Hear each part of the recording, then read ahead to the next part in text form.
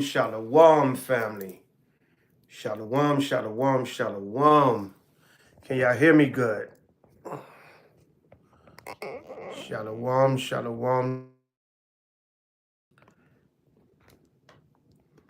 Shalom, shalom, shalom. Can y'all hear me good, Israel? Shalom, shalom, shalom. All praise to the Most High, the Mashiach Yahweh. Shalom, shalom, shalom, family. Can y'all hear me good? Shalom. Welcome to the late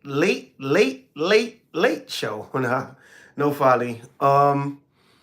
If y'all can hear me, give me a con 777. There's only a handful full of y'all in here. Let them likes match the people that's on here. Let the likes match the viewers. Press the like button, y'all. As y'all come in, press the like button. It will help the algorithm. We need this truth to get out to as many people as we can get it out to. Okay? So, shalom, family. Shalom, shalom, shalom. All right. First and foremost, giving all praises, honor, and glory to the Most High, the Mashiach Yahweh, whom the world ignorantly calls God and Jesus Christ. Giving all praises to Yahweh by Shema Mashiach Yahweh forever and ever. Amen. Nope, Sister Sheila, I said a con 777, not 17. All right, it's all good. Shalom, family. Shalom, Sister Sheila. Shalom, Brother William Fields Jr. Shalom. That's all I see in here so far.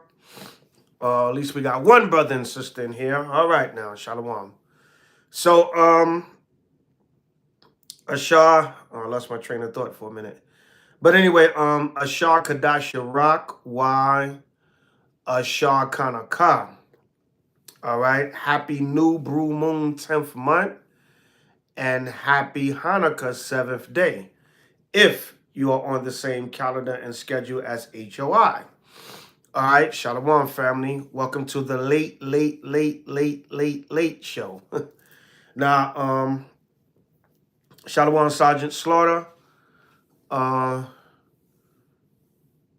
BBJJ123 Khan, can you shout me out, please? Whoever's, I don't know who BBJJ123 Khan is. I don't know who that is, but that's your screen name. BBJJ123. Not sure who that is, but shalom. Shout out to you. Let them likes match the people that's on here. Who are you, BBJJ123? Who are you? And why thou wantest to see get a shout out? Are you trying to be seen of men? Nah, no folly. But welcome to this late night edition of the new moon 10th month and the Hanukkah 7th day that we're in the midst of. You know, a lot of times I go live late to not clash with some of the earlier lives that brothers be doing from the different camps, congregations, from H.O.I. We might be live on in different states and cities. So I gotta wait till those lives are over so I don't clash with them. So the people can watch a variety of lives and get edified. So tonight, it's so-called New Year's Eve, but not the New Year's Eve. Tomorrow night, you know, it's the eve of New Year's Eve. So hopefully a lot of y'all, you may still be up. You might have to go to work tomorrow, might have to get up and get to that plantation so you can get on here with the elder and get edified. And the good thing about YouTube Live, you can go back and watch the replay later. So Shalom, family. Again, Ashar Kadash Rak. Happy New Moon, Happy New Brew Moon, 10th month. Ashar HANUKKAH, Happy Hanukkah Feast of Dedication, Day 7. So we're just going to jump around with 2 or 3 things that's happening in the news. And then a couple of scriptures on the new moon and a couple of scriptures on the Hanukkah.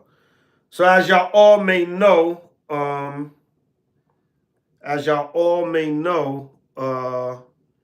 the so-called President Jimmy Carter, all right?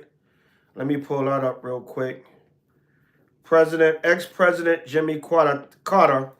I think he was the 39th president of the United States. He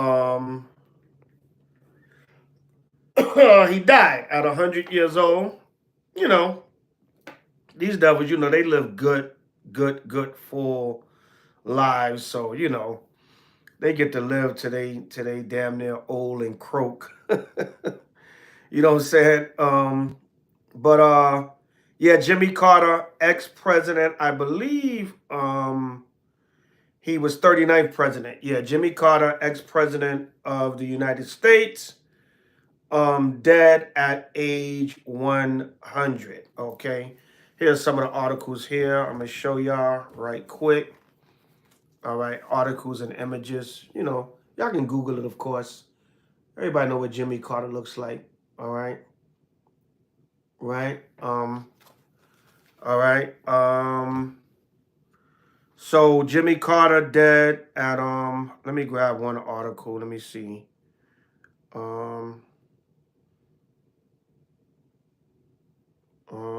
Let me see.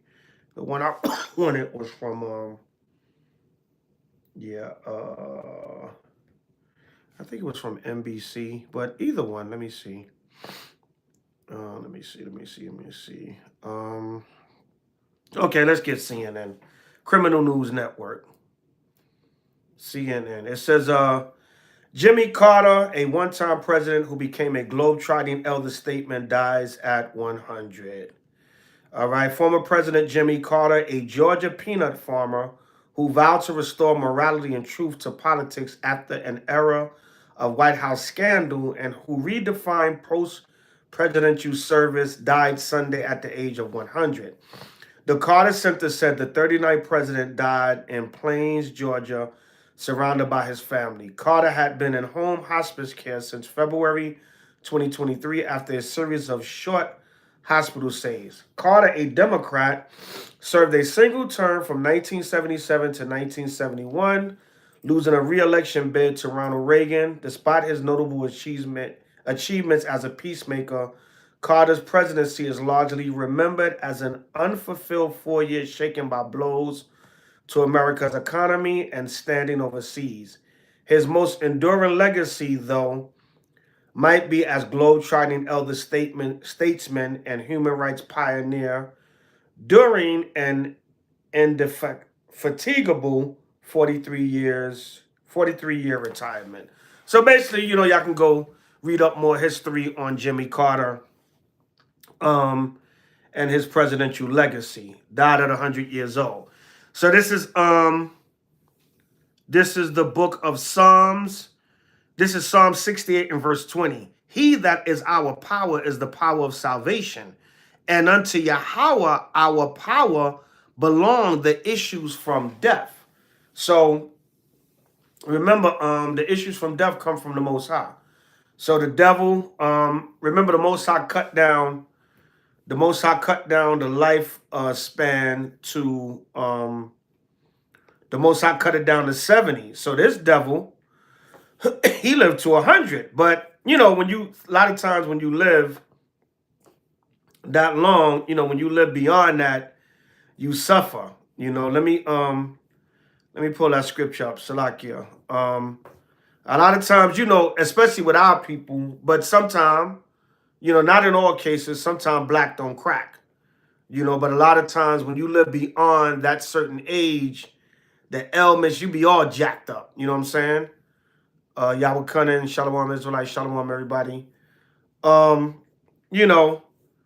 You be all jacked up when you live, like, a lot of times beyond 70, hell, 50 sometimes.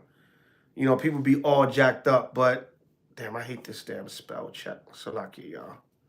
Bear with me. All right. So this devil lived, he lived to 100 years old, but a lot of, them years he was suffering. He was in hospice care, which is like damn near, the step before you give up the ghost. Once you in hospice care, it's Psalms 90 and 10. The days of our years are 80 years and 10, And if by reason of strength they be fourscore years, yet is their strength labor and sorrow, for it is soon cut off and we fly away. So the Most High said he, remember in Genesis, he cut the life cycle down to 120. Then here he said, the most you get is 70, which is 70. And he said, if you live to 80, you know, you live in turmoil. So that devil lived to 100 years old.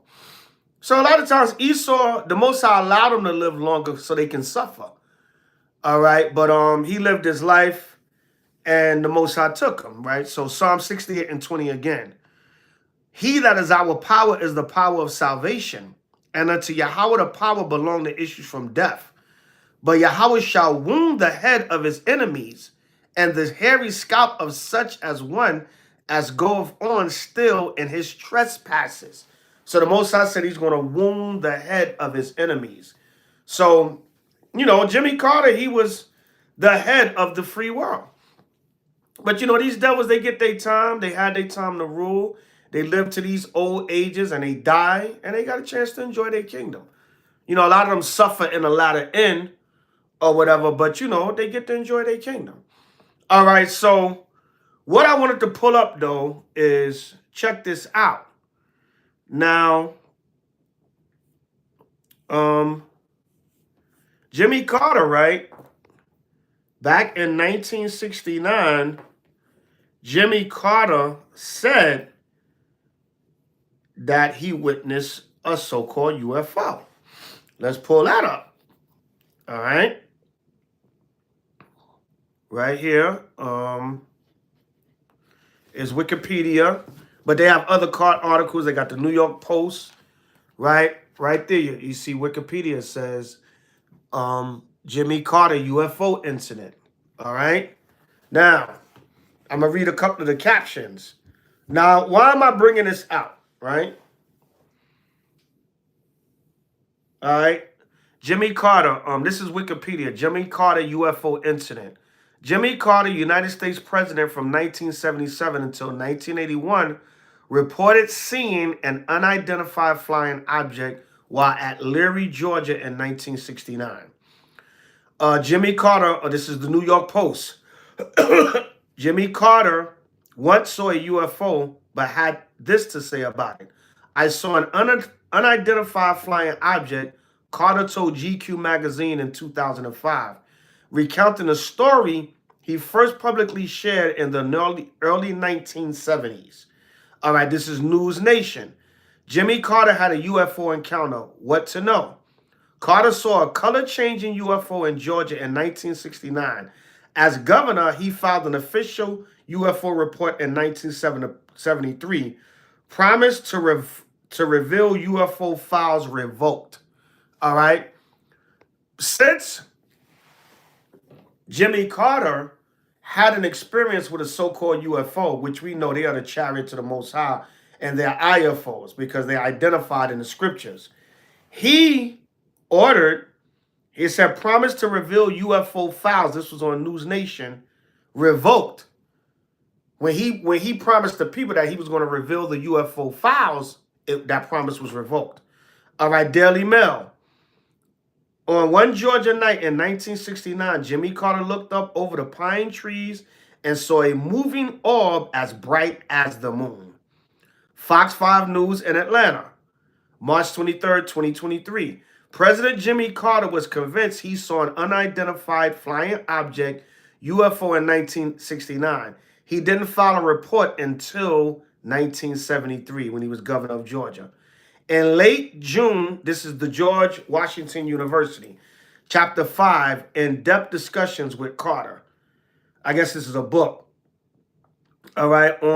In late June 1976, Georgia Governor Jimmy Carter distinguished himself in the eyes of CIA officials by becoming the first presidential hopeful to request Salakia, my bad.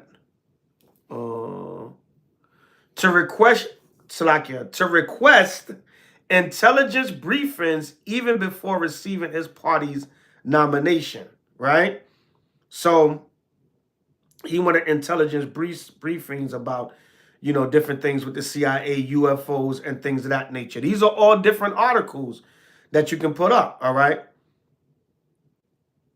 You can look all these up from Times of India. Former U.S. President Jimmy Carter on his UFO encounter 9 hours ago. Despite his own sighting, Carter dismissed conspiracy theories about alien landings, including the infamous Roswell, New Mexico incident, right? So then, you know, I guess after a while, all right, he tried to downplay it, right? And tried to make it seem like, you know, oh, I don't believe in all the conspiracies or the other aliens. All right. This is Jimmy Carter's, this is his actual statement, June 16th, the White House, June 16th, 1977, during his administration. This Voyager spacecraft was constructed by the United States of America. We are a community of 240 million human beings among the more than 4 billion who inhabit the planet Earth. We human beings are still divided into nation states, but these states are rapidly becoming a single global civilization, new world order, one world government. All right. We cast this message into the cosmos. It is likely to survive 1 billion years into our future when our civilization is profoundly altered and the surface of the earth may be vastly changed. Of the 200 billion stars in the Milky Way galaxy, some, perhaps many, may have inhabited planets and spacefaring civilizations. If one such civilization intercepts Voyager and can understand these recorded contents, here is our message. This is a present from a small distant world, a token of our sounds, our science, our image, our music, our thoughts, and our feelings. We are attempting to survive our time so we may live into yours. We hope someday, having solved the problems we face, to join a community of galactic civilizations. This record represents our hope and our determination and our goodwill in a vast and awesome universe. So basically, they sent something up called a Voyager, right, in hopes of contacting civilizations from other worlds. But those civilizations from the other worlds are the angels of the Most High. But the fact that Carter did this during his administration, they knew that there was something out there because almost 10 years earlier than that, in 1969, he saw a UFO over Leary, Georgia. Now, why is that all important? Look at the timing. All right. Carter died on December 29th. Yesterday, I believe. All right.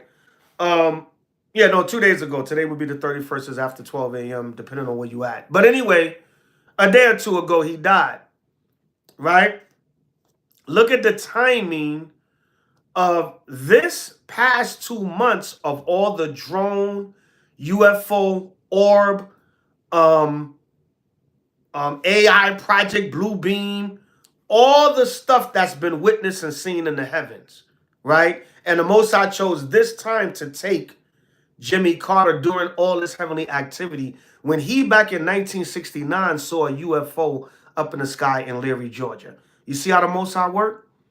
With all this chariot sightings, with the drones, with the AI, with the Project Blue Beam, they had a I guess it was AI or Project Bloom. They had Santa. I was trying to look for the article, but I saw the video. Somebody shared it on TikTok. They had a hologram. That's what I'm looking for. A hologram of Santa flying on his sleigh over different cities. You can tell it's a hologram, but because we know Santa, reindeers, and sleighs don't fly. All right. But all this heavenly sightings, that's the point I'm getting to. And Jimmy Carter dies at this time. So the Most High is showing us he was one of the presidents. I think Reagan, a couple of presidents said, oh, there's something out there. But he actually bear witness. But then he tried to downplay the conspiracy side. But then they want to launch Voyager to talk to whatever civilizations are in outer space.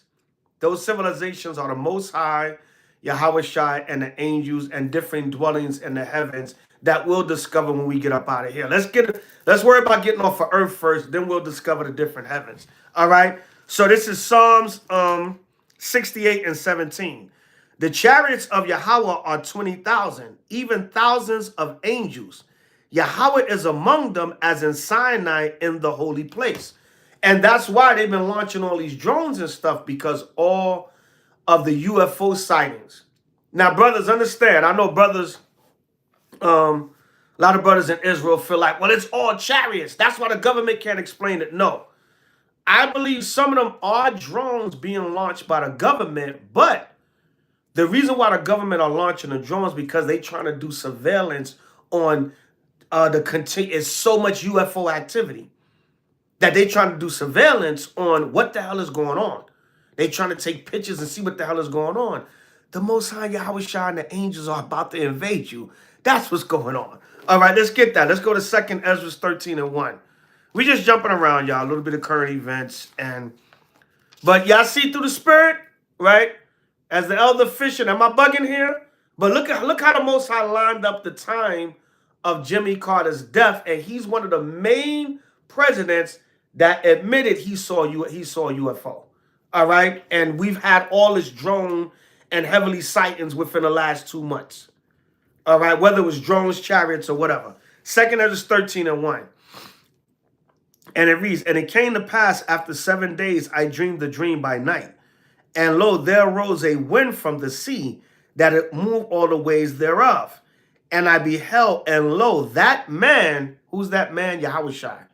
It says that man waxed strong with the thousands of heaven. What does it mean when it says the thousands of heaven, meaning the angels? Let's link that up again. Psalm 68:17. The chariots of Yahweh are 20,000, even thousands of angels. Yahweh is among them as in Sinai in the holy place. Again, let's go to 2nd Ezra 13:3. And I beheld, and lo, that man waxed strong with the thousands of heaven, and he turned his countenance to look, and all things trembled that was seen under him. Because when you see Yahweh Shai and all them angels and the chariots come, that's going to be a dreadful sight. Everything going to tremble just at the sight of Yahweh Shai with the chariots and the angels.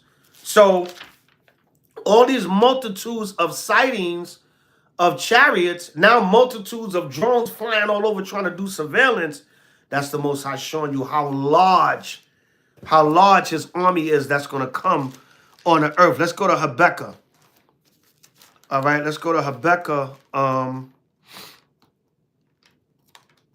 Let me see what I want. Let's go to Habakkuk 3:17.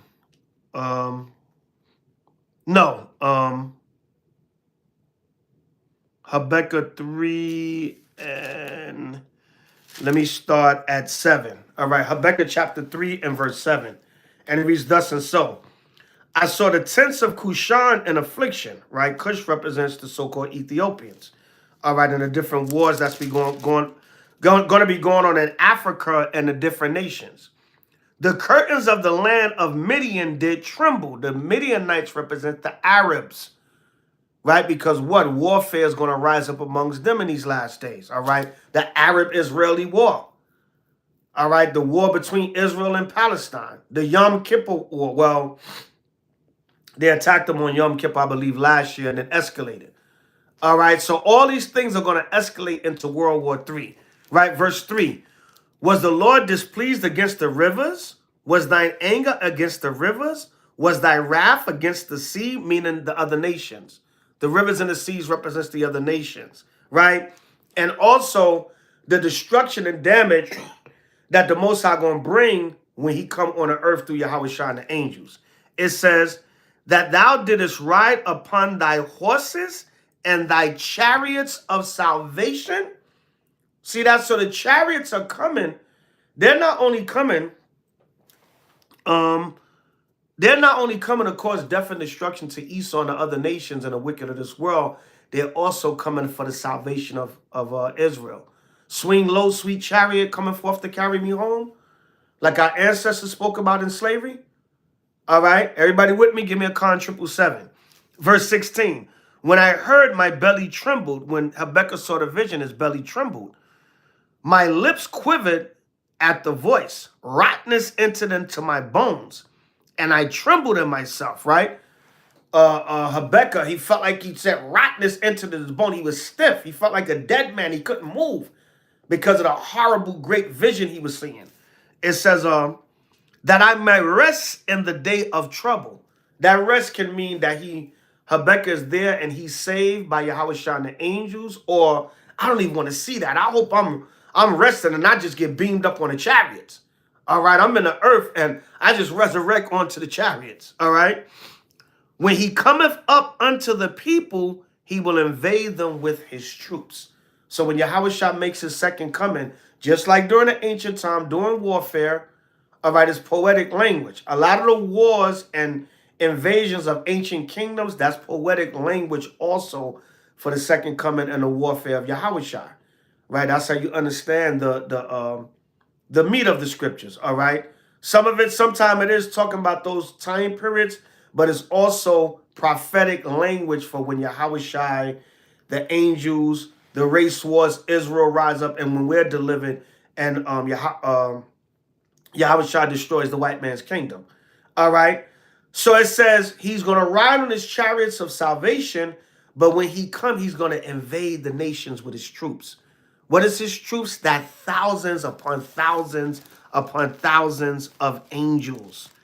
All right. So the timing of Jimmy Carter's death is not just a coincidence, right? The Most High knows what he's doing. It's all spiritual. All right. It's all spiritual. Revelation 9 and 16. And the number of the army of the horsemen were 200,000, and I heard the number of them, right? The number of the army of the Lord coming from heaven is 200, 30,000, 30,000, 200 million angels. That's why I said in 2 Ezra 13:1, that man waxed strong with the thousands of heaven. All right, and it said the chariots of the Most High are thousands, even thousands of angels. Then John brought it on, and John said, look, the number of the army of the horsemen were 200,000, and I heard the number of them. So it's Yahweh Shai is coming back with a great, massive army. He's coming back with a massive army of angels from the heavens, from the spirit world. What you gonna do in that day? Huh? What you gonna do? They gonna try to set up their Star Wars. All right, they're gonna try to set up let me see if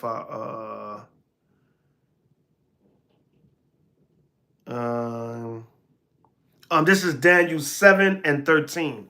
I saw in the night visions, and behold, one like the Son of Man, which is Yahweh Shai, came with the clouds of heaven.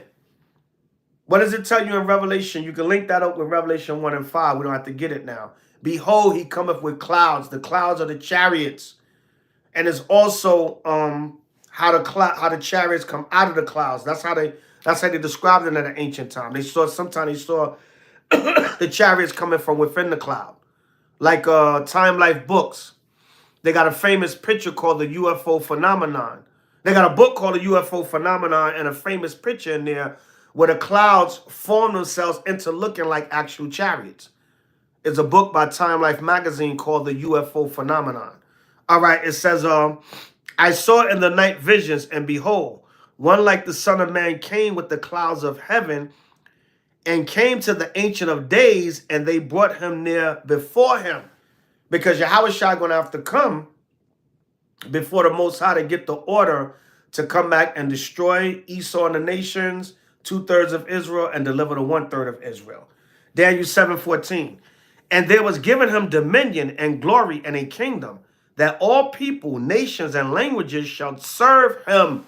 So all nations are going to serve Israel under Yahweh Shai. That's our Revelation 20 and Matthew 26. What's known in a scholar's term as Yahweh Shai's millennial kingdom. Right? And Jimmy Carter, back in 1969, saw and witnessed them chariots, or whatever he saw, or whatever he tried to claim he's seen, the vehicles that Yahweh Shai going to deliver us on. Right? His dominion is an everlasting dominion which shall not pass away, and his kingdom that shall not be destroyed. Right? Now that was in 1969. Let me see if I can pull up something else.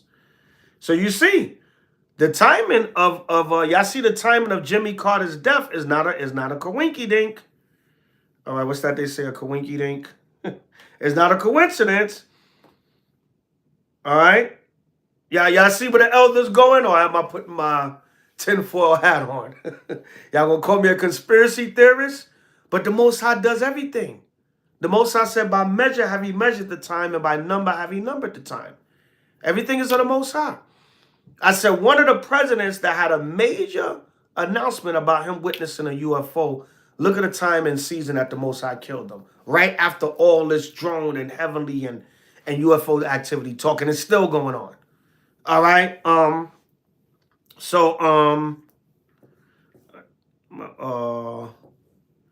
Pull this article up. Just a little something also. Did y'all know that I think I brought this out before.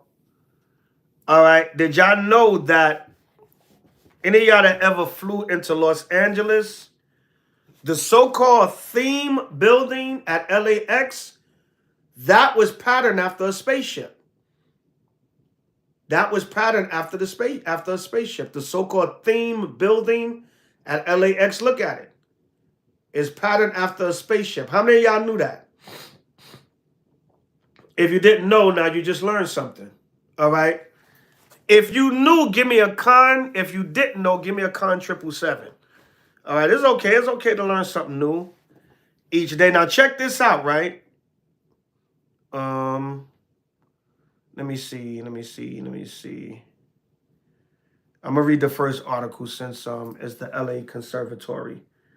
All right. LA Conservancy, Salakia, my bad. Okay, it says the theme building at Los Angeles International Airport is a true modern icon, recognized worldwide as the space-age landmark of one of the world's youngest and most influential major cities. Now, it was called the space-age landmark. This was, I believe, 1961. When did Carter see that UFO? Jimmy Carter saw that UFO in 1969, all around that so-called space age. That's why back in the mid 1900s they made a movie called War of the Worlds, because during the 1950s they were seeing major UFO activity then also. That's why they made that movie War of the Worlds, I believe by Orson Welles. Then you can get the DVD of that movie and they put it in color. Go look up that movie War of the Worlds by, I believe, Orson Welles. Right? Go look up that movie, right? And then get it on DVD. Get the color version because it was originally made in black and white. Get the color version on DVD. And there's a part in the DVD movie where they show a black image of H.O.I in a church. You know how the church have the stained windows, what they call the stained, colorful windows? There is a black image of Christ on the stained window in the church in that movie War of the Worlds, the old War of the Worlds. Not the new one that was made in the 2000 with Tom Cruise. The one with Tom Cruise is good too, don't get me wrong. But the old War of the Worlds movie, go back and get that movie and get that and get the color version on DVD. And I believe it's towards the ending of the movie. You got to watch the movie carefully. Watch the whole movie because it's good too. But they show an image of Yahushua as a black man on a stained window in the church.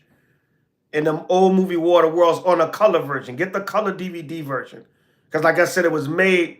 Yeah, I know a lot of movies they made in black and white and then they put them in color. With the technology, they got it in color on DVD. I believe I still got the DVD packed up in one of my storage units. All right, I got DVDs from back in the days. I barely watched them. I got a lot of them packed up. But and that's the spirit, because recently I was like, I'm gonna order me a DVD player from Amazon or something, because I still got a lot of old DVDs with good information on them. DVDs that with information that you might not can get on YouTube.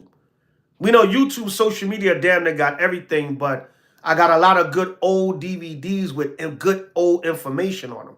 information you really can't get right now. The internet like probably scrubbed it, but it's still on DVD. All right, so check that out when y'all get a chance. All right. It was designed as part of a major post-war expansion of the airport and represents the scaled-down version of an original vision in which an enormous glass dome served as a central hub for the terminal buildings and parking structures. Both the original and the revised designs were spearheaded by architectural firm Pereira and Luckman, well known for its master plans as well as institutional buildings, both public and private. Completed in 1961, the theme building features a UFO-like restaurant suspended from the center of the two massive cross arches of stucco-covered steel. A screen wall of decorative concrete black surrounds the building, adding mid-century modern touch. The spider-like theme building is playful and futuristic. Its confident dismissal of the constrictions of the past, signaling Los Angeles mid-century drive to be the city of tomorrow. It recently underwent extensive stabilization to ensure it would survive for generations to come, to remind future airline passengers of Los Angeles' dynamic post-war growth. I believe they're probably saying after World War II. And did y'all know there was a black man? I can't think of his name right now. Maybe I'll Google it before I get off, but y'all can look it up. There was a black man that was a major architect. That was a major part of the architectural design of the theme building, the UFO spaceship building at LAX. And why am I bringing all this out? Because that building, that UFO spaceship building, was designed in it was completed in 1961. President Carter saw the UFO in 1969, all around the same time. So this is a resurgence of the massive UFO sightings from the mid-1900s. See that? So see how the Most High worked all around the time of Jimmy Carter's death. And he was one of the major presidents that said he saw the UFO. Here it goes again. The theme building LAX with the spaceship design. See that? Design like a spaceship, right? And I'm a reach here. I'm a reach here, Israel. Part of the reason why I believe Esau got that there at LAX airport, you got a UFO designed building at an airport. Because deep down inside, Esau know these are the vehicles, the advanced vehicles that's coming from the heavens, from the Most High God of Israel to destroy our world. Our planes could never match up. Our planes could never match up to the UFO chariots of the Most High. I don't know, y'all. Am I reaching tonight? Am I reaching because it's Hanukkah and the new moon? Am I reaching tonight, y'all? Salakia. But y'all see how it lines up? Or you can kind of put it together there in a sense. All right. So the point being, we read the scriptures, a few scriptures on the chariots. We can do whole full lessons on that. But the point being, this timing of Jimmy Carter's death is a spiritual sign from the Most High with this whole chariot UFO energy. If everybody understand, give me a con 777. All right, let me go back because I like that. I'm gonna let this video play, y'all. It's showing different scenes. Let that little video play. Let me see if I pull it up. No, I'm gonna go back. Let me go back.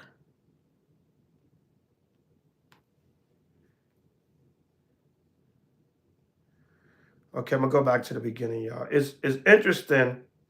They're gonna show the building in different, ways. All right, the video gonna play out. Look at that, y'all. That video right there. See right there, is lit up, kind of looking like a spaceship. All right, see that right there. It's supposed to change. Let me go back to some of the pictures. Why is it not changing? Oh, you gotta go like that. See that? There's another picture I'm gonna just keep clicking on it. I'm sorry, y'all. I'm old school. I do things the old school with that editing and stuff. There's another image of, see all the images of it looking like a UFO building? There you go again. Okay. And why isn't that? I don't know, the images won't. Okay, there it is. There's another image. I guess I got to do it like that. Yeah, there's another image of it with the background. I mean, I pass by this building all the time. I lived in LA for 12 years, and I still go out there, you know, to see my children. So I'm, you know, I'm damn near live in Cali also. That's another image of it. That's another image of it. All right. So like it, there's another image of it. All right. I'm just showing y'all off my tablet. Another image of it. That looks like a spaceship right there, the way it's lit up. All right. And another Khan. Khan, the water brother, like no other nation. Yes, his name is Paul Revere Williams. Thank you, brother. I was just doing some research on him a couple of months ago. And you know, that's why I love life, man, because every day, you know, the Most High teach you something. You know, I don't care how long I've been an elder in Israel, this or that, the Most High can always teach you something. And I'm humble enough, man, to learn things each day. I did a lot of research on a brother and the LAX building, the theme building, the UFO spaceship building just a couple of months ago. And that's the spirit, because a lot of that research was new to me. And when Jimmy Carter died, that's the first thing that came to my mind. I thought the UFOs, the drones, the orbs, Project Bluebeam, artificial AI, artificial intelligence. I thought about all that. All right. I keep forgetting that. Well, holograms. I thought about all that, and I thought about Jimmy Carter and UFO sightings with all this UFO activity. Then I thought about a couple of months ago. I was just Khan Tawada Issachar. I was just doing research on brother Paul Revere Williams. Paul Revere Williams was a black architect that was a major part of the architectural structure.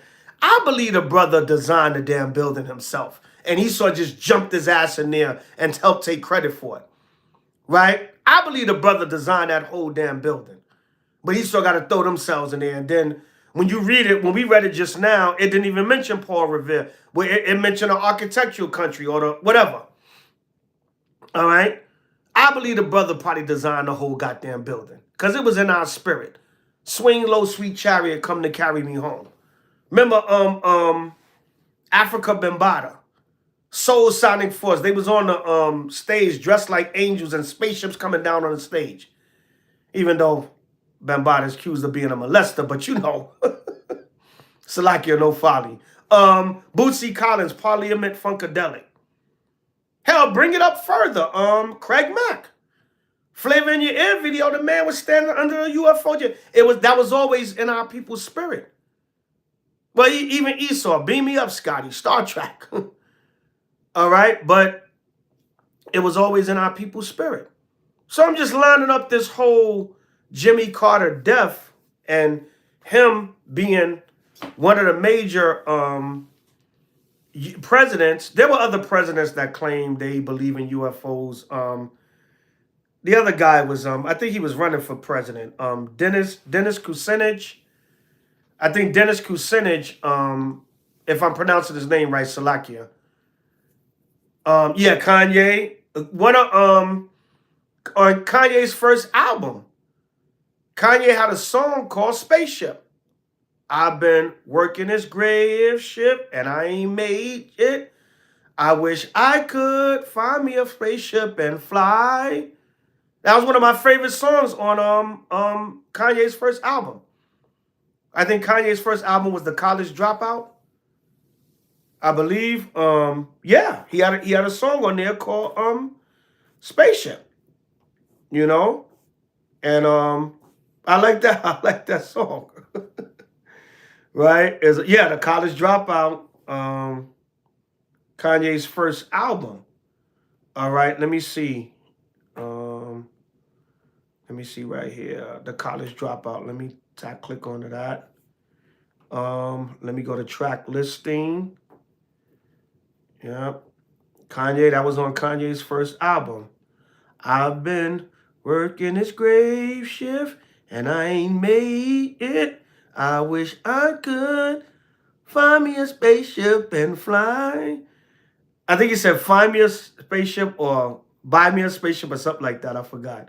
Um, yeah, it's song number 6 on the College Dropout track listing. Song number 6, Spaceship featuring GLS and Consequence.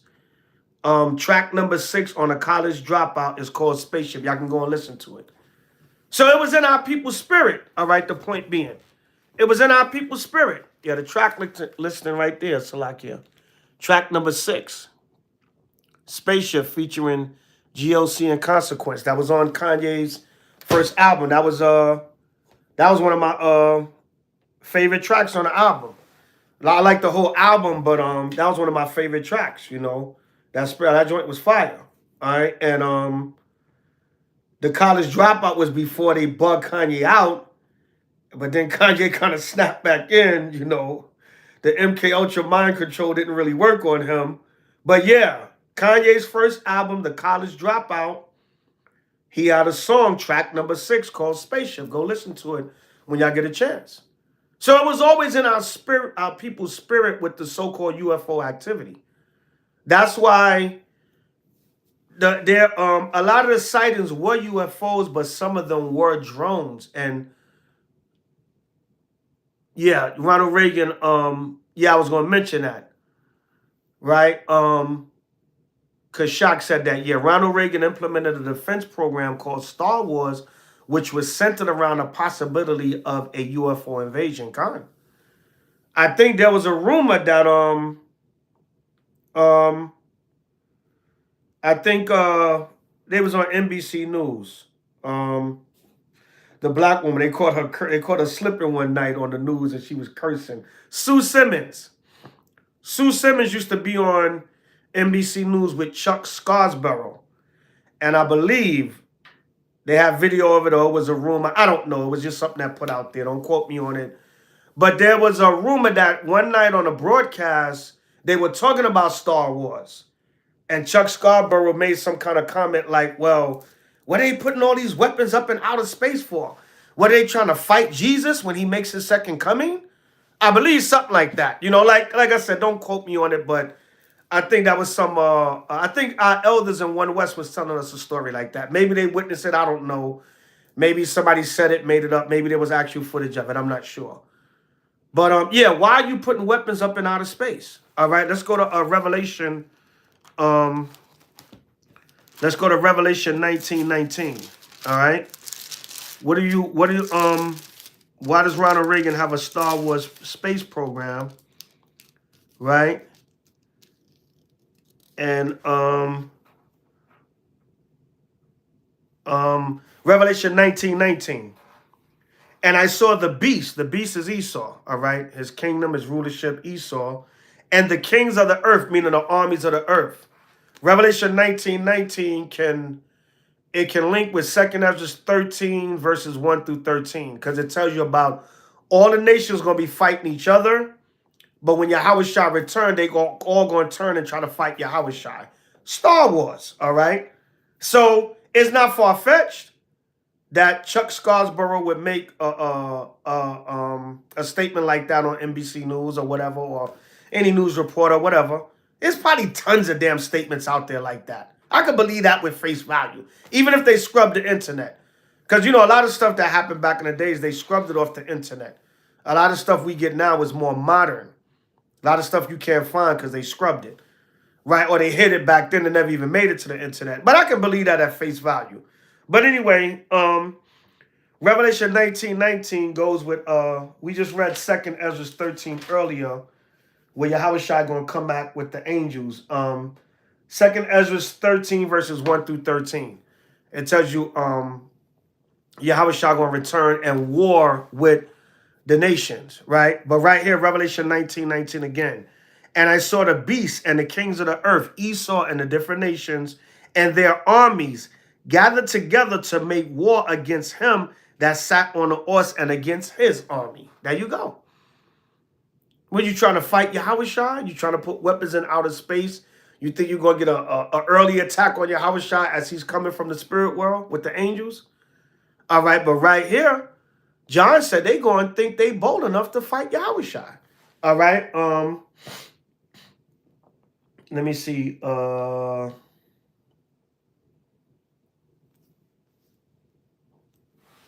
Second Ezra 13:8. And after this I beheld, and lo, all they which were gathered together to subdue him was sore afraid, and yet durst fight. Right? They gonna see Yahushua coming, and they gonna be like, damn. But the Most High, he gonna do them like he did Pharaoh, and he's gonna harden their heart, and they still gonna try to fight Yahushua at his second coming. All right, so yeah, man. So I just wanted to tie in this death of Jimmy Carter, and he was one of the major presidents that witnessed the UFO, admitted that he saw a UFO. All right, whether he tried to downplay it later, whatever. We can get deeper into the articles another time, but I just wanted to touch on that point right there. Yeah, so you see what the Most High is showing us in these last days, right? So Revelation 19:19 with Second Ezra 13:8, it says, and after this I beheld, and lo, all they which were gathered together, meaning all the different nations, to subdue him was sore afraid, and yet durst fight.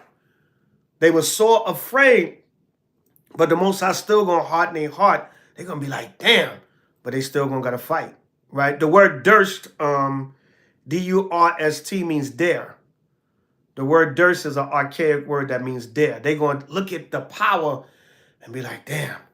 You ever know when you was young and somebody used to bully you? Maybe they were bigger than you. They try to intimidate you. I've been through that growing up in Brooklyn many times. You're like, damn, man. But if I don't fight, I'm going to look like a punk. People going to think I'm scared. There are more people going to bully me. So you're like, damn, but you still dare fight. Like, yo, whatever, let's go. I don't want to look like I'm scared. You know what I'm saying? So that's what the nation's going to do when Yahushua make a second coming. Second Ezra 13:8 with Revelation 19:19. So these chariots and heavenly sighters, we don't have to really get into the drones. There's tons of articles in the news about that. The drones, some of them are still being seen. Me and my wife saw one about 2 weeks ago over South Jersey. We witnessed it ourselves. The way it looked, I said, nah, babe, that's not a chariot. That's not a plane. That's a drone. You know what I'm saying? So what else is going on out here? Shout out to Kasaja, Captain Kasaja, H.O.I, Philly. The brother was bringing out through the spirit how ever since we've been seeing this drone activity, UFO chariot activity, whatever you want to call it, there's been a lot of planes crashing out of the sky. All right? So now what happened? This plane crash in South Korea. All right, let's get a video. Let's get a quick video on it. All right? Plane crash, I believe, yesterday in South Korea. All right? Salaki, I'm going to turn it up. Fair use, fair use. Fair use act, y'all. Fair use act. Fair use, fair use. U.S. aviation officials will assist in the investigation into a deadly plane crash in South Korea over the weekend. At least 179 people died after the aircraft landed on the runway, Can y'all hear it? To a barrier and erupted in flames. It's the deadliest plane crash to ever take place in South Korea. 2 people survived, a male and female flight attendant who were sitting in the back of the plane. Jean McKenzie from our partners at the BBC has the full report. We're at the crash site now, and you should, behind me, just be able to make out the charred tail of the plane. This is the only part of the plane that is still intact, because that explosion, that crash was so Look at the video, severe, y'all. and there is still so much mystery surrounding the crash. We know that the pilot had to make an emergency landing, that he doesn't seem to be able to have activated his landing gear, but we still don't know why. Now, there are reports that a bird got into the engine and caused a fire, but there's still a lot that doesn't make sense, because birds don't normally cause huge planes like this to crash. There are measures built in to protect against this, and this was an experienced pilot. And South Korea has a good air safety record, but it could be some time before we get the full answers to this. Both of the black boxes, they have been recovered from the crash site here, so the voice recorder and the flight recorder, but the flight recorder has been very badly damaged, and so experts are saying it might be many months before they can get the data off that. It's also taking time to identify the remainder of the bodies. Forensic teams are now taking DNA from some of the families. Many of them have been sleeping here at the airport overnight, up in the terminal building, and this comes at an incredibly difficult time for this country. There is a lot of political instability and uncertainty after the country ousted its president just over 2 weeks ago, when he tried to bring this country under martial law. So its current leader has only been in office now for just over 48 hours. So this is a huge challenge for him going forward, and a huge tragedy for this country. G. Mackenzie for CBS News in Muan Airport, South Korea. So there y'all go. Y'all saw that, right? There you go. Plane crash, and so y'all see how it, it didn't even come down. It was on the runway, and boom, and exploded, man. All right, I believe. Let me get the death toll. 179 people died, and only 2 survived after a plane crash shortly after landing on a South Korean airport runway. By Shema Mashiach Yahushua. Oh, why are you rejoicing over a plane crash? You know what I'm saying? Mosai said, by terrible things and righteousness. All right, let's go to Haggai chapter 2, verse 22.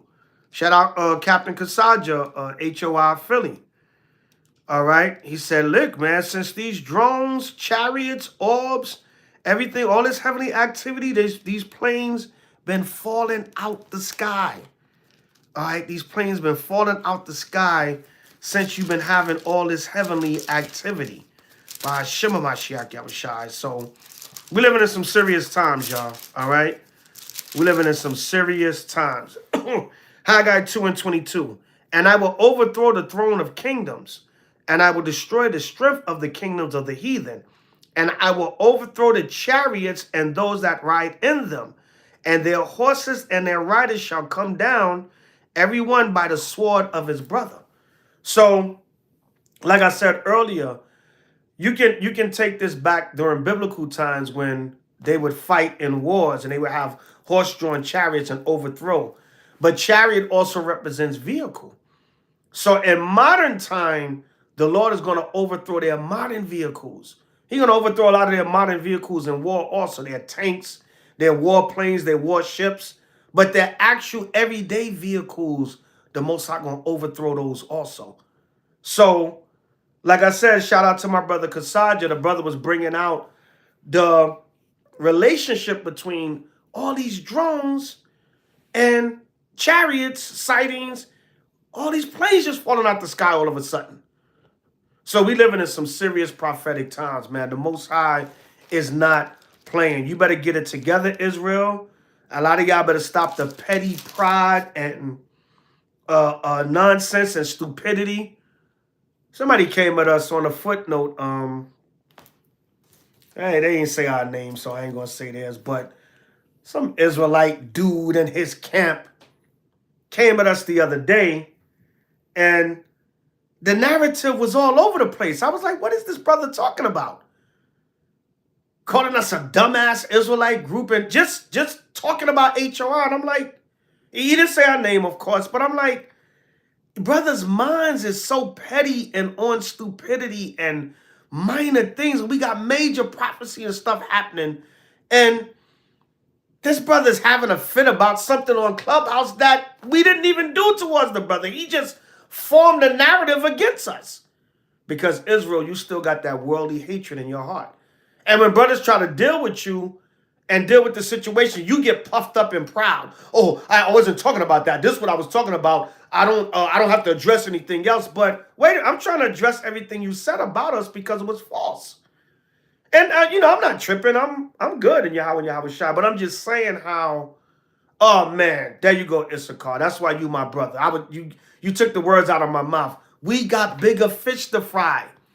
This brother's up here crying about something that wasn't even that serious. We wasn't even saying that about the brother, really.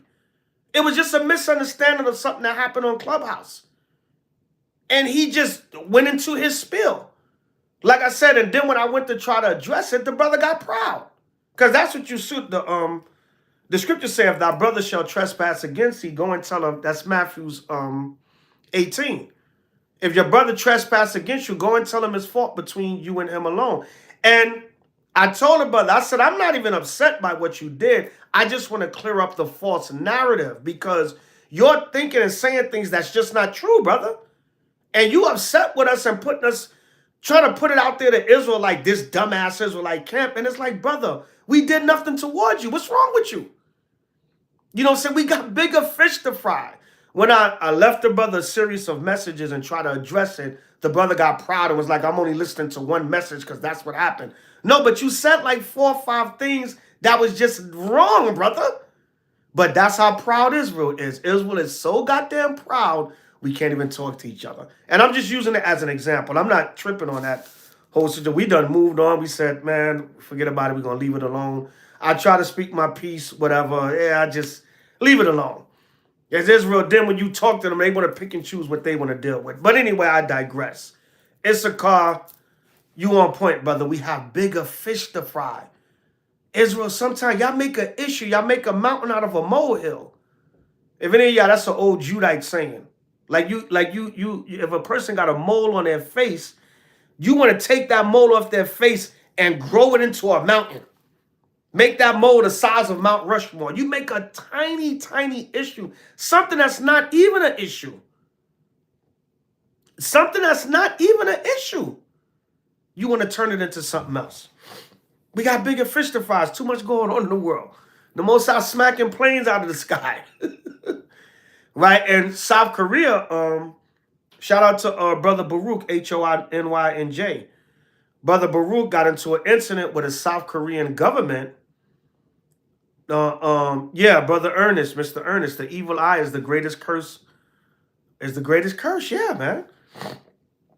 I'm like a lot of niggas, man. Salakia. A lot of ninjas in Israel is still real worldly. Like, brother, are you serious? You making that into an issue?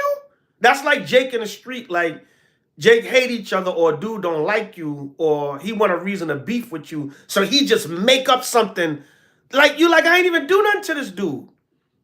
I went through a lot of that growing up in the street. Like, I ain't even do nothing to this dude. Now I got to defend myself and put in work and do stuff that I'm not proud of today because I didn't know any better, but I thought, yo, is the street. I got to protect myself. I ain't do nothing to this dude. He just started with me. Damn. Or you take a little situation, that's that self-hatred, man. And it's in Israel today with Israelites with fringes on. Then when you try to talk to them, Israel is proud as hell. You can't even get your point across. Even if they don't agree with you, just hear me out, brother. Let's just go back and forth and clear the air. Or at best, let's respectfully disagree. No, Israel is proud. I only got to listen to what I need to listen to. Unbelievable. But ain't no skin off my back. You know that saying, that old Judite saying too. Ain't no skin off my back. As for me and my house, we going to serve the Lord, Yahweh and Yahweh Shai. But it's pathetic. I sit back and be like, and again, y'all know I always say it, this is 30, 40, 50, 60-year-old men. Some of them might be damn near 70 or 80. I've seen some conduct among some of these elders, and I know when I came in the truth, some of them was already in their 40s and 50s. They got to be pushing 70 and 80 now and still behaving like they're 7 and 8 years old. But Yahweh Shai going to lift all those curses. All right, this is Ezekiel 7:25. Enough rambling on. Ezekiel 7:25. Destruction cometh, and they shall see peace, and there shall be none. right? Destruction is going to come. Yeah, we ain't losing no sleep at night. Some of these camps and brothers, they think they're the big bad camp of Israel. Nobody kissing your ass, bruh. I don't know who told you that, bruh. I was like that in the world. I was cut from that cloth. That nigga, we don't care who you are, who you think you are. Nobody's kissing up to you. You can go sit your $5 ass down somewhere before the Lord make change. Salakia, y'all, but back to the scriptures. No folly. We don't want to get into that nonsense. That's all negative energy. But where there's smoke, there's fire. Ezekiel 7:25, destruction cometh, and they shall seek peace, and there shall be none. All right. Karatazar, H.O.I, DMV in the building. Kwame. All right. Yeah, Brother William, man, you gotta laugh to keep from crying, man. And I don't want no smoke with none of my brothers. I don't. Y'all see the elder, man. I stay out a lot of the nonsense, man. Even when my name is put out there and I could have clapped back and got on the defensive, I ain't giving it no energy because I know there's nothing but Satan behind it. It ain't really nothing that, is trying to come out of that. All right, but Ezekiel 7:25 again. Back to the plane crash in South Korea. Oh, I was saying, Salakia, before I got sidetracked by the confusion. Brother Baruch, H.O.I, N.Y, they was holding him in North Korea, in South Korea, well, not North Korea, in South Korea at one time on a false charge. And if y'all remember, we had to set up a fund for the brother and, help the brother out, help him get back on his feet when he got out. All praise to the Most High, the brother got released and made it back to the States. Came right back. As soon as he got back, he came straight to camp. All praises. By Shema Mashiach, I was shy. But they was holding the brother on some bogus charges, man. Now look what's happening with South Korea. Plane crashes on a runway. You ain't even come down from the damn sky. You crashed on the runway, right? And exploded. 179 people dead. Only 2 survivors, right? Martial law. You got to move around leaders. Chaos with your leadership. That's the Most High. The Most High said, don't touch not a hair on the head of my servants. Or I'm paraphrasing. Salakia. Right? Ezekiel 7:26. Mischief shall come upon mischief, and rumor shall be upon rumor. Then shall they seek a vision of the prophet. See that? They're going to seek a vision. There's going to be so much destruction and wrath in these last days that they're going to be forced. Oh, let me see them. Israelites might have an answer. I'll even listen to them. It's too much destruction and chaos in the world. I'll listen to them Israelites. All right, it says, but the Lord shall perish from the priests and counsel from the ancients. There's going to be lawlessness in this society, man. All right, it's going to be chaos. Only the men of the Lord, men, women, and children that's keeping these commandments, everything else is going to be in chaos. And the Most High going to have us tucked away in that day, protecting us with the angels. All praises. But even some of us, going to go through the hell. So we got bigger fish to fry, Israel. Stop this petty ego, nigga on a corner spirit. Gotta stop, man. Ain't nobody winning if you fighting your brother. Nobody's winning. We gotta fight the enemy. Esau, the other nations, and unfortunately 2/3 of our own people. But if a brother's in your H.O.I, you can't say who's the 2/3 right now, really. You can speculate. A lot of our people I see out here, I'll be like, that nigga gotta be the 2/3. He's gone. That chick, I can't even call her a sister. That woman gotta be of the 2/3. She's gone, but I don't know. Mosai said he lift up the beggar from the dunghill. He said all manner of sin and blasphemy may be forgiven except for blasphemy against the Holy Spirit. All right? There's no coming back from that because you're not going to repent anyway. But the Most High said there's levels that you can be forgiven from. So we don't know. I can say in my carnal mind, that nigga's gone. He has up to 2/3. Most I can say, no, I could wake him up next week. So destruction is on the earth, man. And like I said, shout out to my brother again, Captain Kasaja. Kasaja brought out 2 good points. the planes falling out of the sky, since we've seen these drones, chariots, orbs, whatever, you know. I believe it's a little bit of everything. Salakia brothers, I don't believe everything up there is just a chariot. I believe some of it is man-made technology. And there's nothing wrong with that. That don't take away from the Most High's power. And there's a lot going on the earth, man. Y'all see they beat our brother.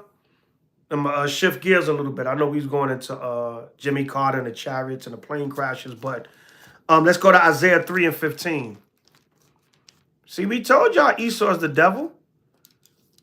Yeah. What's the brother name? Somebody put the brother's name in the comment. They beat the brother to death at the Marcy Correctional Facility. And I'm not ashamed to say it, y'all. I did not even know there was a damn Marcy Correctional Facility in New York, in upstate New York. And I know mostly all the jails and all the prisons. I know all the prisons and the jails, hell. In New York City and upstate New York. I know mostly all the prisons and jails. And I didn't know that they had a Marcy. I know Marcy Projects with Jay-Z. I know Marcy Avenue. But I never knew. I was born and raised in New York. 53 years. Never knew there was a Marcy Correctional Facility upstate New York. It was a prison. Beat that brother to death. Now, some people talked about his charges. He was locked up for attempted murder or assault with a death. He stabbed up his woman. I don't know. Whatever. But the brother got caught. He got to do his prison time. That's no justification for Esau to beat the brother to death. Let me see. I could barely watch the video, y'all. I ain't gonna front. I still got a kind of soft stomach, man. I ain't gonna say weak. Soft stomach when it come to certain things, man. You know what I'm saying? But yeah, man, they beat the brother to death, man. They was stuffing rags in the brother's mouth, man. Man, it was rough, man. I'm gonna show it. It's hard, but I'm gonna show it. Right? Here it is. Fair use, fair use. Fair use, YouTube. Now to the latest new video released showing the moments leading up to an inmate's death at Marcy Correctional Facility. Fair use, fair use. Hold on, I told you I'm old school, y'all. I'm on my old 10-year-old iPad. Marcy Correctional Facility. Even my case is old. Salakia. The elders old school. There you go. Video released showing the moments leading up to an inmate's death at Marcy Correctional Facility near Utica. 2 in your size, Charlie Speck joins us now from our newsroom with the latest on this investigation. Charlie. Well, we want to warn you that the video you're about to see is graphic. No one is defending the actions of the state corrections officers who beat Robert Brooks on December 9th. In fact, there's been reaction from both political parties condemning a beating that the AG calls shocking and disturbing. Brooks arrives at the Marcy Correctional Facility from another nearby prison. His hands are clearly cuffed behind his back. It doesn't take long for COs like this one to start throwing punches at the defenseless inmate. No audio is available because the guards did not properly turn on their cameras. But punches like these left Brooks bloodied and seemingly disoriented. They punch him again and again, and at no point in the video does Brooks, who is black, appear to be violently resisting the guards, who are white. They hit him with what looks like a boot, before this CO thrusts his foot into Brooks's groin. He takes punches from both sides, before a guard wipes Brooks's face, and then the punching begins again. These videos are shocking and disturbing. As in every case, the attorneys and investigators in my office are conducting an exhaustive review of the facts and the evidence. As Attorney General, you have my word that we will use every possible tool available to us to investigate this death thoroughly and swiftly.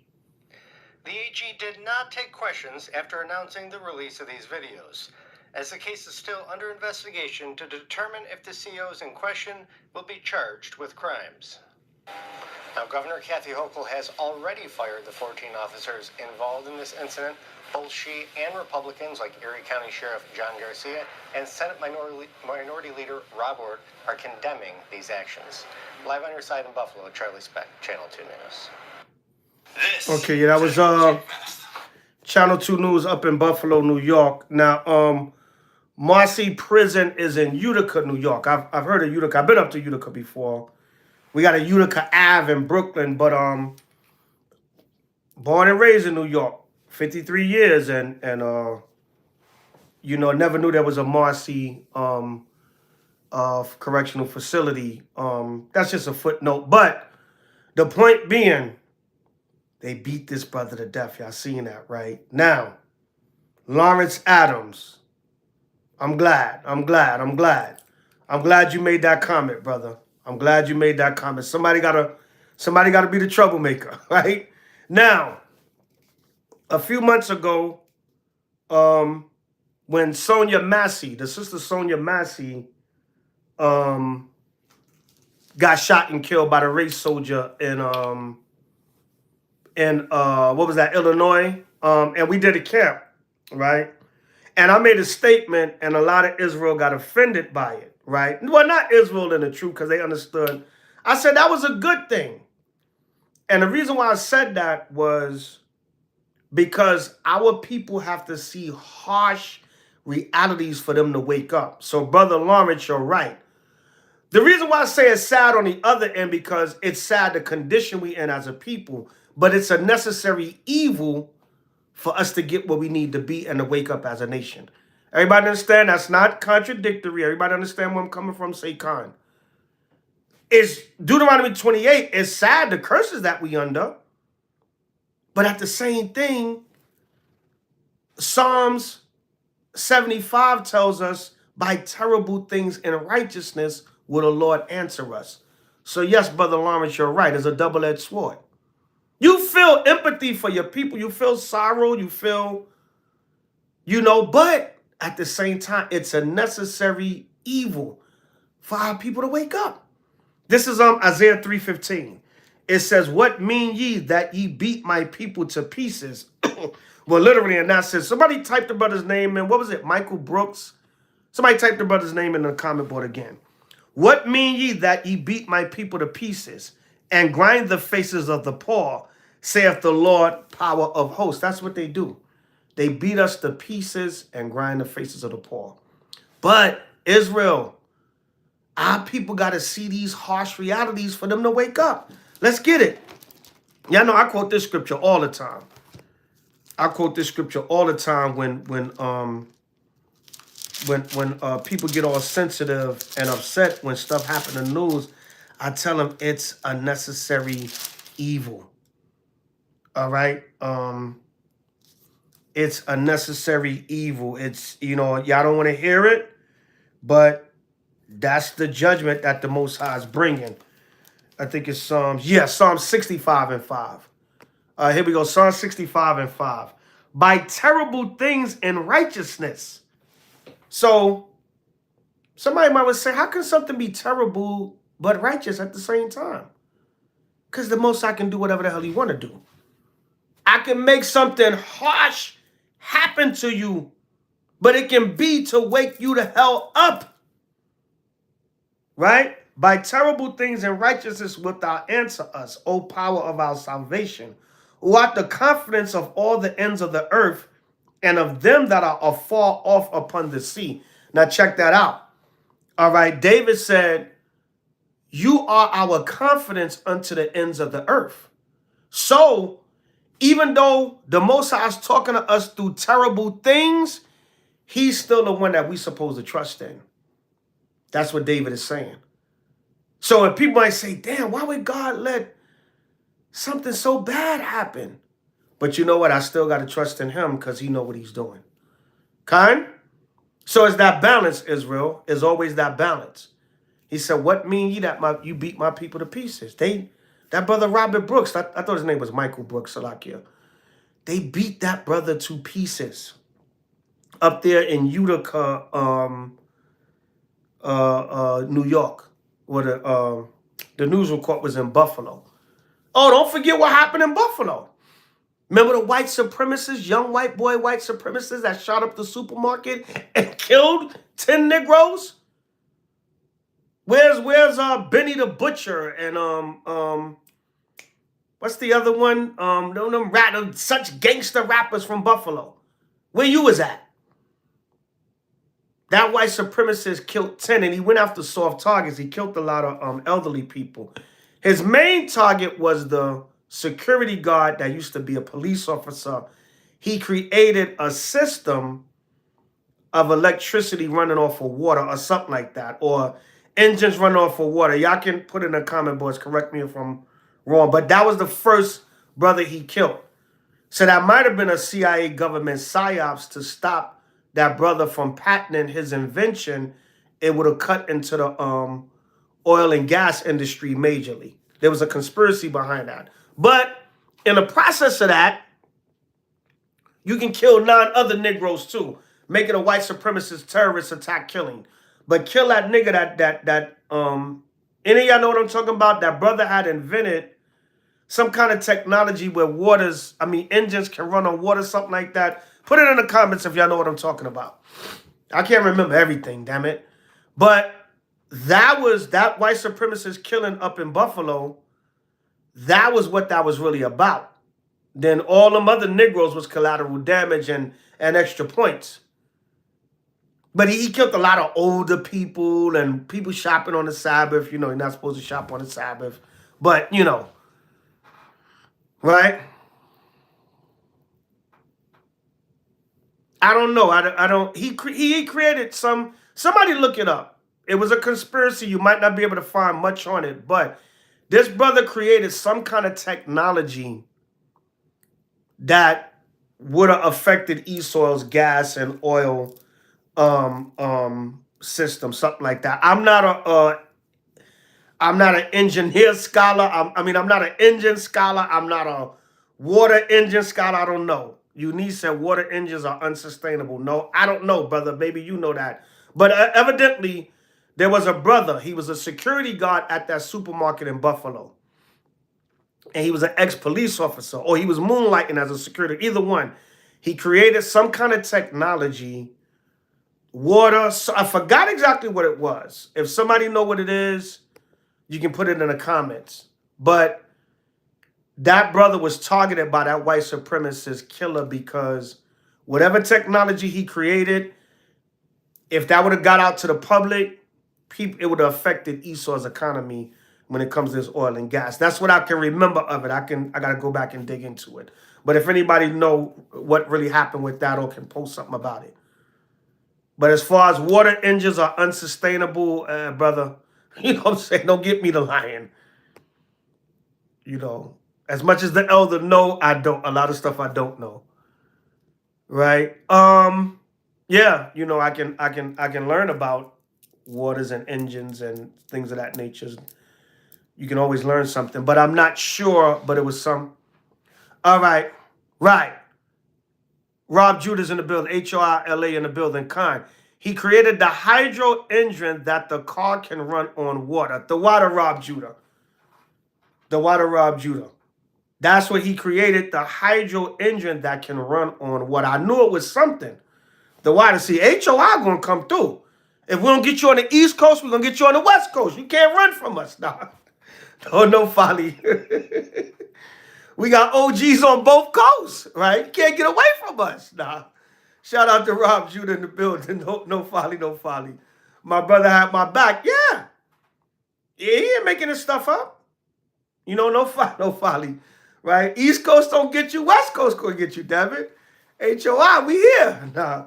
But, yeah, the brother created technology, the hydro, what Rob Judah called it? The hydro engine. Yeah.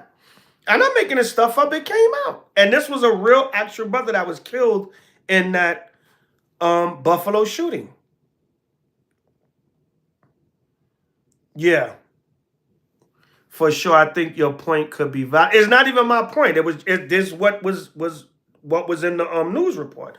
Well, when people start digging into it and getting the real information, So yeah, but I see what you're saying, brother. But you know, regardless of the specifics, that's what was according to research. This brother had created this technology that possibly could have affected the economy of Esau. That's you know that's the point. The specifics, like you said, regardless. Psalm 65 but anyway, so we going back to the brother Robert Brooks being beat, the sister Sonia Massey being shot and killed, and I was like, that's something that you Negroes need to wake up. I forgot exactly how I said it. I can go back to the video. There was a clubhouse room where people got upset by that, and they played the recording of me saying it.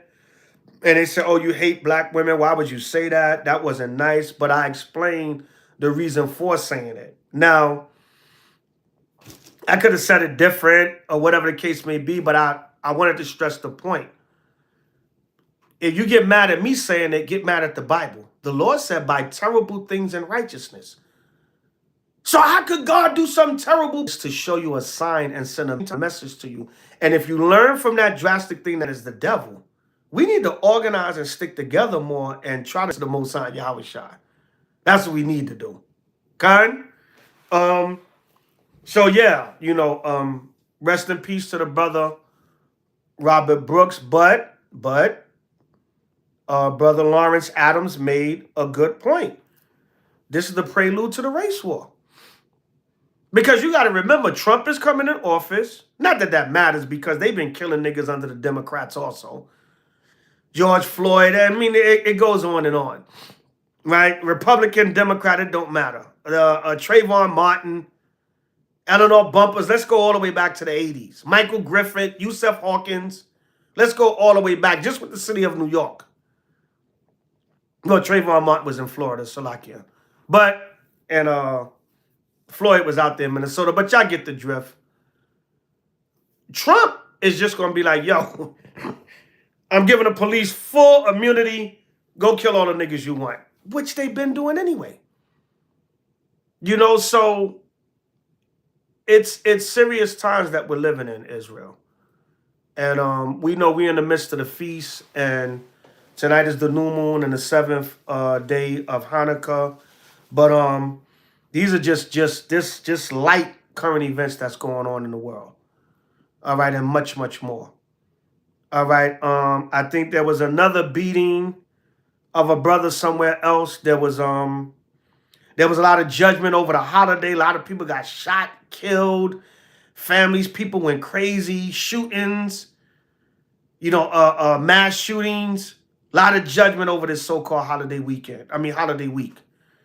All right, people getting set on fire. New York done lost their goddamn mind. Somebody got hit by a train on Herald Square the other day. You know, Christmas Eve, Christmas Day, all kinds of judgments everywhere. There was a crack cab driver plowed his cab into some people on 34th Street in Manhattan. I was trying to catch the Jersey train from New York to Jersey, and the trains was all jammed up because somebody on the regular New York City subway train got hit by a train. So it affected the New York trains, the Jersey trains was messed up, everything was jacked up. Chaos.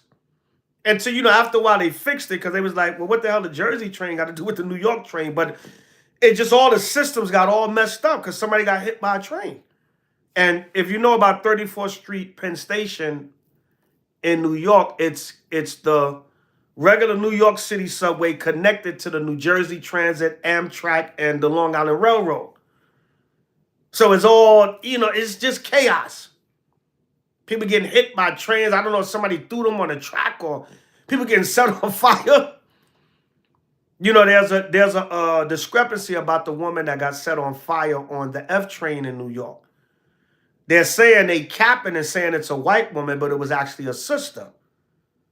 Now, also the conspiracy is coming out that it's free range on hurting so-called black people on the trains now because Daniel Penny got away. Let's go to Zechariah 11. Daniel Penny got away with choking that brother out on the train in New York, he got cleared of all charges. So now the word is, well, it's free range on niggas on the train. Then it's so much going on out here. They trying to spin a narrative to say that, well, see, you need more guys like Daniel Penny so that people don't get set on fire on the train. Now, if you had a guy like Daniel Penny there, that wouldn't have happened. So now y'all know where they going, right? We're going back to the 80s. And then y'all, if you're from the New York area, are you familiar with the Bernard Getz story? Anybody familiar with the Bernard Getz story in New York City? I believe it was 1984. Where, which I kind of didn't have a problem with the whole Bernard Getz situation because it was four brothers. It was four brothers. They were from Brownsville, Brooklyn, right? Now, the reason why I'm going to say it, I'm going to tell y'all why. These four brothers, they tried to rob Bernard Getz, and Bernard Getz pulled out, I think he had a 38, and he shot him. He clapped him. I ain't really have an issue with that because I know Brownsville, Brooklyn, them niggas was thirsty out there. They was thirsty and dusty. Them niggas will rob you for a gold tooth in your mouth. No disrespect to my Brownsville people. But I remember Brownsville in the 80s. I grew up in East New York, which is right next to Brownsville. Them Brownsville niggas was thirsty. Them niggas will rob you for a goddamn slither of gold. I know they was some dusty, because the Brownsville is 90% projects. And it's not to judge people in the projects, but back then the projects in the 70s and 80s, it was rough, man. That's why so many dudes sold crack. Because it was rough, it was poor, it was crime, murder. People was trying to get up out of there. So they were robbing, stealing, they were trying to eat, niggas was starving. So I know Brownsville back then. I used to have to take the train coming through Brownsville to get home to East New York. And them Brownsville niggas will rob you. They would get right on the train. It was only 3 stops. Saratoga, Rockaway, and Junius. Them niggas will get on that train and rob you. And go right back, to Brownsville. So this Edomite, they tried to rob him and he shot him. Anybody got a right to defend themselves. But the argument was that he shouldn't have tried to use, he used excessive force. He didn't have to shoot him, but he said he felt he was in danger, whatever. He shot him. Bow. So we going back to the Bernie Getz, the vigilante. We going back to the vigilante days. With these so-called white people, they going to get empowered to just clap niggas that they think is a threat to them. That's what we going back to, basically. So let's go to Zechariah 11:4. Thus saith Yahweh my power, feed the flock of the slaughter, whose possessors slay them and hold themselves not guilty. And they that sell them say, blessed be the Lord our power, for I am rich, and their own shepherds pity them not. Because most of our leaders, they not going to do nothing, or they can't do anything. Or they don't want to do anything. Esau got them compromised. Babylon has to be careful. I believe this is like the 30th anniversary of Colin Ferguson. More people might start to get the spirit of Moses before they... Yeah, there's gonna be an uprising, yeah. There's Brother Lawrence Adams said there's gonna be a race war and an uprising, definitely. We definitely coming into that time. There's going to be a race war and an uprising. But the Lord said, your possessors slay you and hold themselves not guilty. Daniel Penny choked that brother to death. He didn't have to use deadly force on that brother. He could have subdued him until the police came. But he choked them. Esau loves that chokehold. It reminds him of lynching. Squeeze the breath out of a nigga. They love that. So we living in some serious times, y'all. And it's so much happening, more and more. I mean, our people losing their mind, killing each other, killing their families, killing their babies. It's so much more, but, it's late. So I just want to touch on a few of the current events that's going on in this society. Now, tonight is the new moon. Tonight is new moon, 10th month. New moon, 10th month, right? So let's go to Let's get a couple on the new moon. Let's get Numbers 10 and 10 since it's the 10th month. Let's go to the law first. Numbers 10 and 10. All right. We'll come back at y'all with more current events and different things of that nature. Tune into the weekly HOI classes on HOI class, HOI news. We got Shabbat classes. Y'all can email me, houseofisraelnyc@gmail.com, to get a list of all the weekly classes. Brothers go into all the different current events and news that's going on in the world. All right, and as it relates to scripture.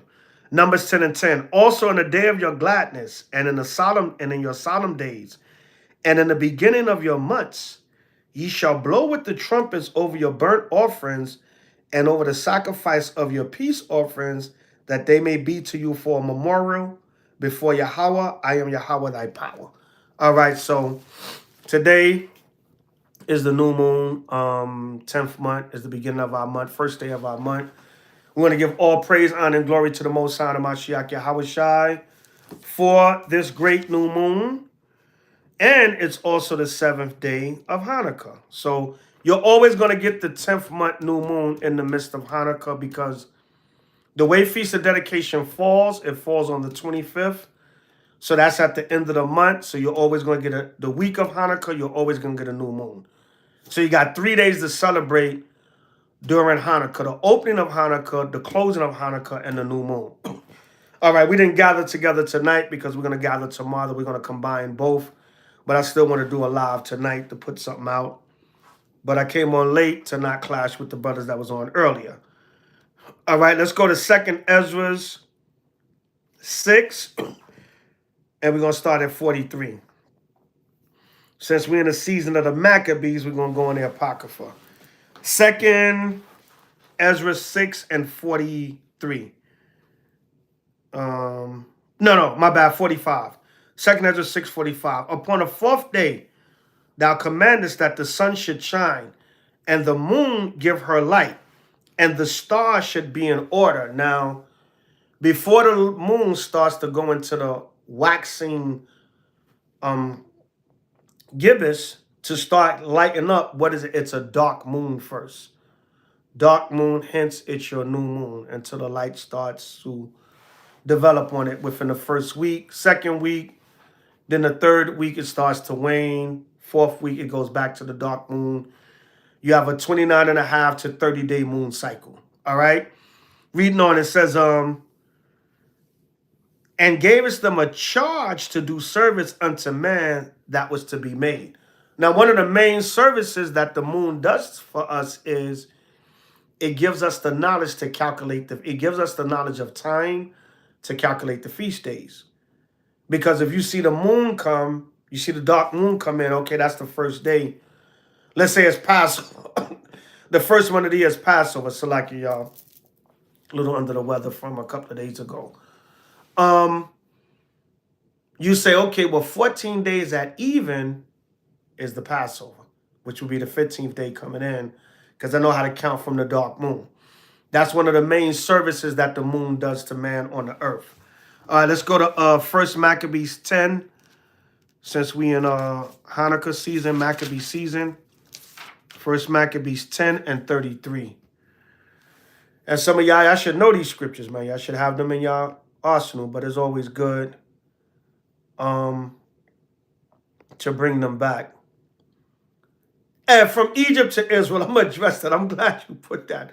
I'm going to address that in a minute.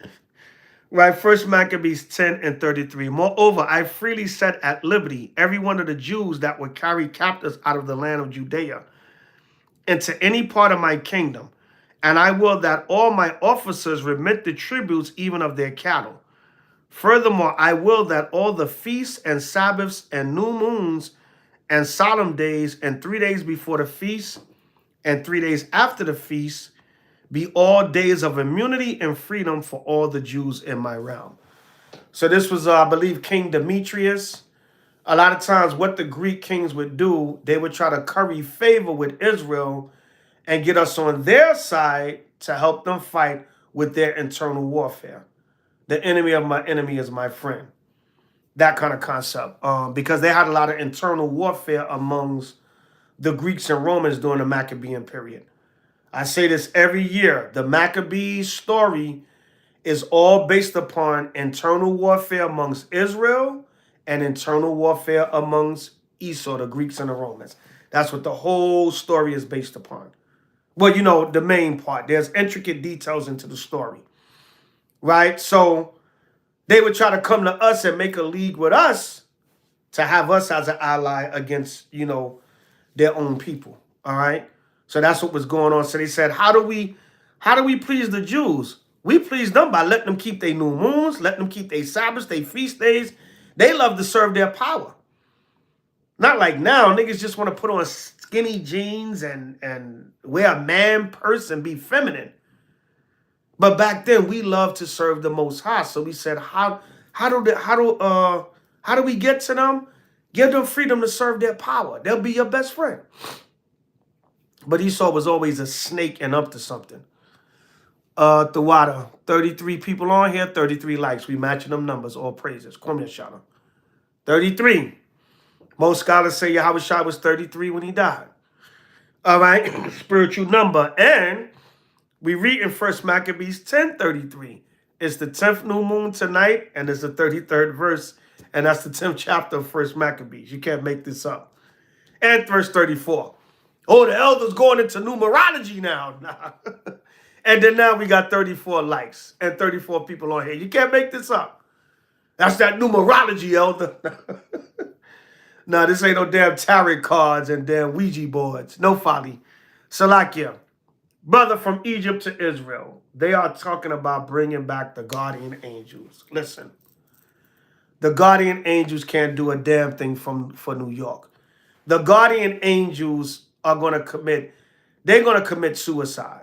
The way New York is now, no, New York was bad in the 80s, but Curtis Slewa and them, they kind of, a lot of times they would get their ass beat because people be like, you're not cops, you know, but a lot of times they would be able to at least, they would be like a buffer.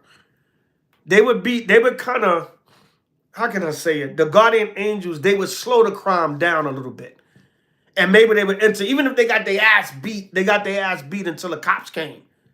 And then the NYPD could come and take over the scene. But nowadays, people don't respect police anymore. I seen a police captain get beat up at a high school in Philly by some teenagers. It wouldn't have been me. I would have clapped them little dusty niggas.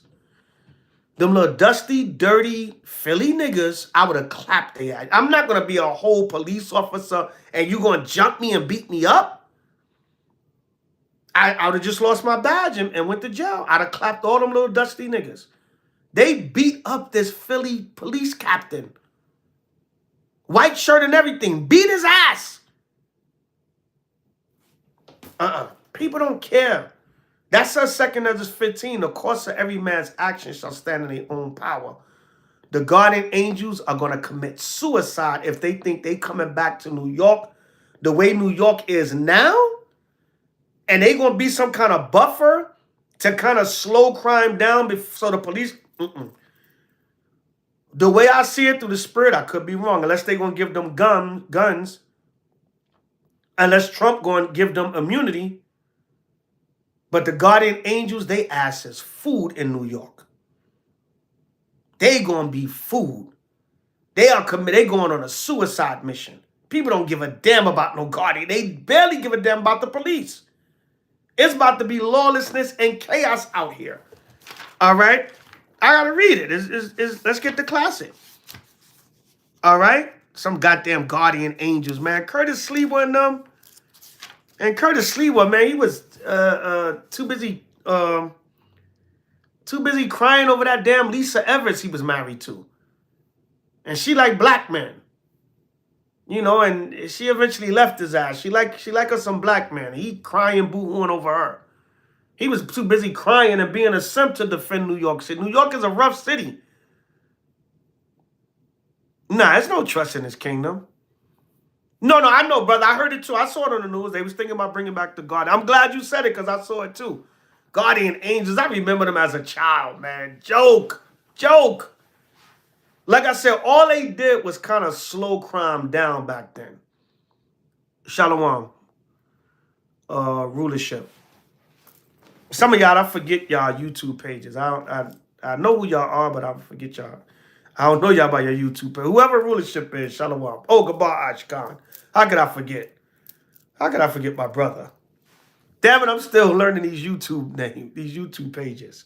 But yeah, Guardian Angel. Guardian Angels is gonna be food in New York, man. The rats is gonna take care of the damn Guardian Angels in New York. New York is off the chain right now. And New York is filled up with a bunch of people with mental illnesses. You got niggas high on fentanyl and K2 and all that. You got mental illness running all over the city. You got dudes that's starving that just don't give a damn. You know, you got it's just buck. Why they going? The Guardian Angel's gonna be food, man. This is 2nd Ezra 15 and 16. I'm gonna just read 16, get right to the point. For there shall be sedition among men, and invading one another. They shall not regard their kings nor princes, and the course of their actions shall stand in their power. It's gonna be like the OK Corral out here, every man for himself. Wild, Wild West. Nobody gonna give a damn about the Guardian Angel, especially if they don't have no weapons and they not secure. You know, in these days and times, you're gonna have to be a specially trained. This is like a time for special forces and Navy SEALs and ops, and people like that might have a chance. But even with that, it don't matter how much training you got if 100 people coming at you. They're gonna have to put robots out here. Because human beings ain't gonna cut it. No matter how much body armor, weapons, whatever, they're gonna have to put robots on the street. Because you know, if you do something to a robot, it's not a person. It's just a machine. They can actually take the robot and fix it. Unless you blow the robot up, they just build another one. Ain't no human beings, no how much weapons, whatever, they're gonna have to put robots out here. It's gonna be chaos. People not gonna give a damn. We just read it. 2nd Ezra 15, 16. The course of their actions shall stand in their power. All right, so I just wanted to address with the brother from Egypt to Israel. Thanks for that comment, brother, because it made me think. But I said, they bring it back, the Guardian Angel. What a joke. They're going on a suicide mission. They are going to be food in New York City. Right? So that's it on that. Let's go to one more on the new moon. Well, two more. Luke. Let's get the two we always like to get in the New Testament. Luke 21:25. And it reads, and there shall be signs in the sun and in the moon and in the stars, and upon the earth distress of nations with perplexity, the sea and the waves roaring. So these chariot sightings and drones and all that, that's signs in the heavens also, sun, moon, and stars. The heavens, basically. Jimmy Carter just dropping dead after all this drone activity and sightings, and Jimmy Carter was one of the main presidents that admitted he saw a UFO. As not a coincidence, the Most High timed this thing perfectly. All right? Men's hearts failing them for fear and for looking after those things which are coming on the earth, for the powers of heaven shall be shaken. The people were scared of the drones. They was like, nah, that's a drone. I don't, UFO? Yeah, I could. Shalom, mama. Shalom, Babylon, Doom, 12 tribes. People like, yeah, I'm afraid, but no, those are drones. Like I said, me personally, I know brothers would like to believe that it's just all chariots. I believe some of them were drones. They were man-made Esau drones. And people was in fear of that. Why is all these drones flying over our neighborhood? We already scared to death from the damn UFOs. And the orbs and the Project Blue Beam and the holograms and the AI. Now what the hell is the government doing up here? And y'all saw what Trump said. Trump said, oh yeah, they know what's going on. They know. They know what's going on. I don't know why they won't tell the people, but they know what's going on. So me personally, like I said, I know a lot of Israel would want to believe it's all chariots. The Most High just having massive chariots that been going on. Y'all saw, I read it earlier. I went back to the 60s. right? During the so-called space age, when they built the theme building at LAX, that's a spaceship. That was back in the 60s and the 50s. They were seeing massive. The word is, that's why the NSA was created. The NSA was created because they was having so much UFO sightings in the mid-50s, in the mid-1900s. Right? Yeah, Gabar Ash, a lot of the chariots, a lot of drones are in New Jersey, in different parts of Jersey. They flying over Jersey, there's a regular thing now. So, you know, there's a lot of heavenly activity going on. Men's hearts failing them for fear. They like, look, yeah, we scared if we see a UFO. We scared if we see something mysterious in the sky, but what the hell is all these drones doing? They fearful of that. All right? And then shall they see the Son of Man coming in a cloud with power and great glory. And when these things begin to come to pass, then look up and lift up your heads, for your redemption draweth nigh. So, right, Space Force, we was just talking about Space Force earlier. We was talking about Star Wars. The Salt 2 vertical trap, so-called Salt 2 vertical trap up in space for UFOs. Shalakia, they got something called a Salt 2 vertical trap for so-called UFOs. Revelation 19, we read it earlier. We went over a lot of that earlier. They're going to try to wage war with him. That sit up on a horse, H.O.I. Right? Star Wars program. What are you trying to do? Fight Jesus Christ when he make his second coming? There was rumors of statements being made like that. All right? Cosmo Shield. Why scared of UFOs? Because they know that's their damn end. That's why we not scared of it.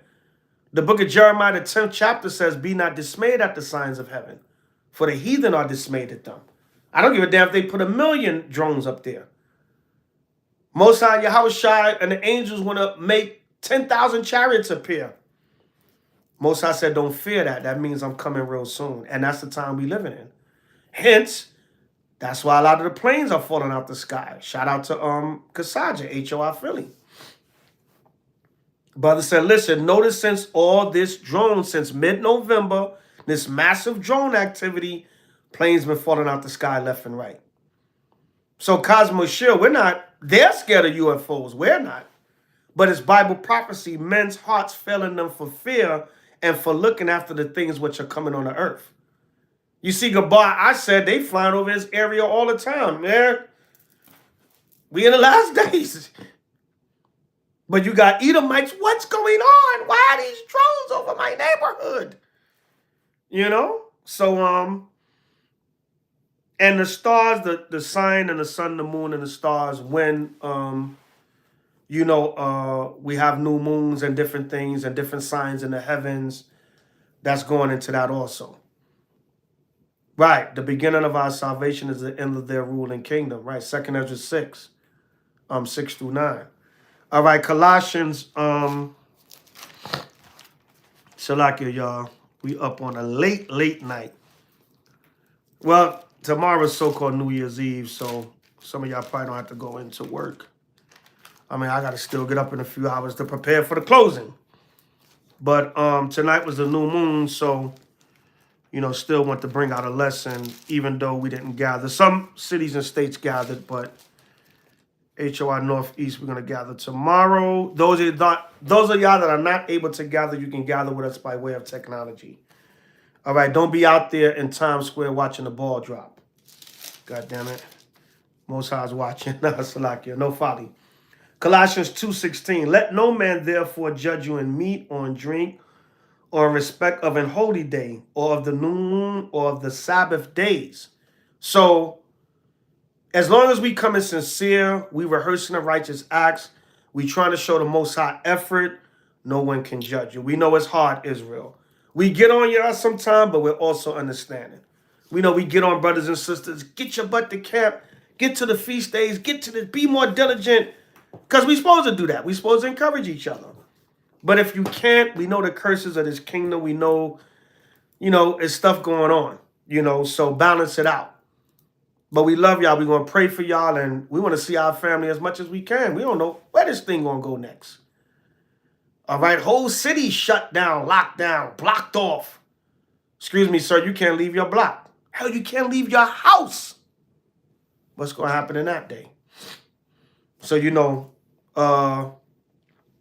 like the singer Bobby Womack said, I got to get it.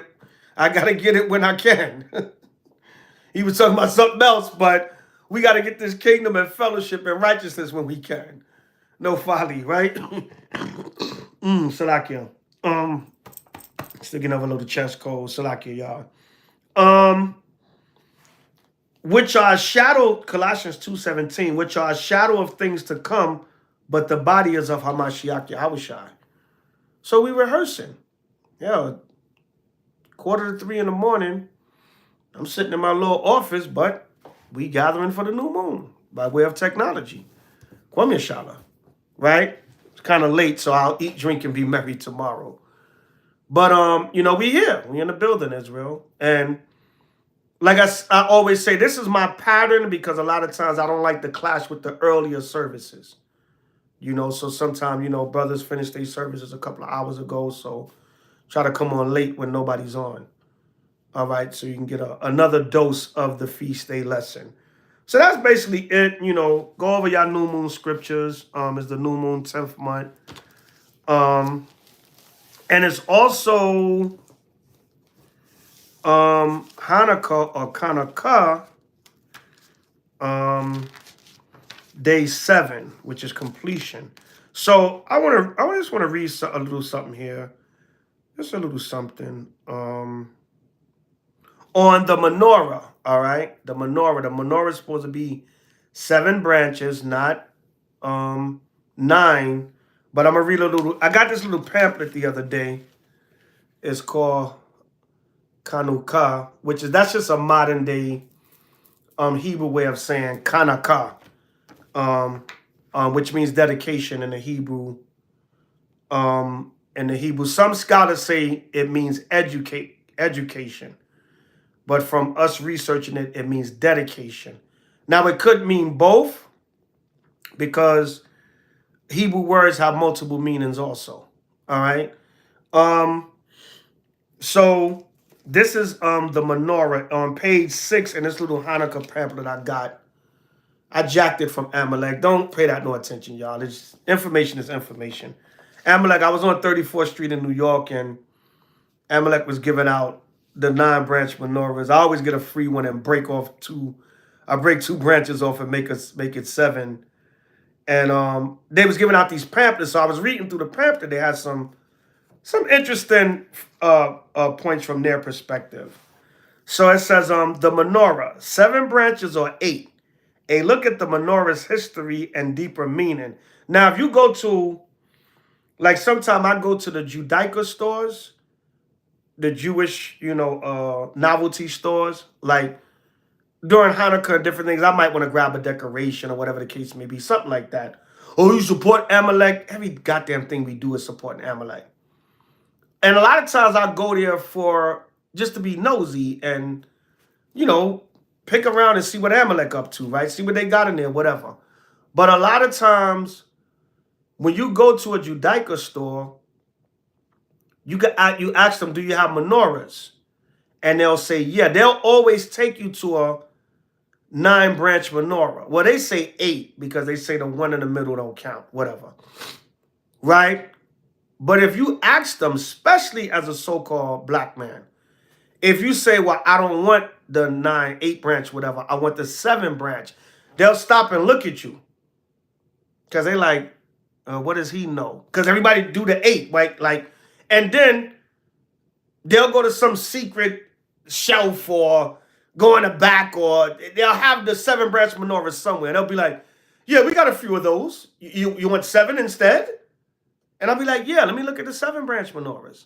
Oh, we got them right here. And they'll give you a funny look like, what does this nigga know?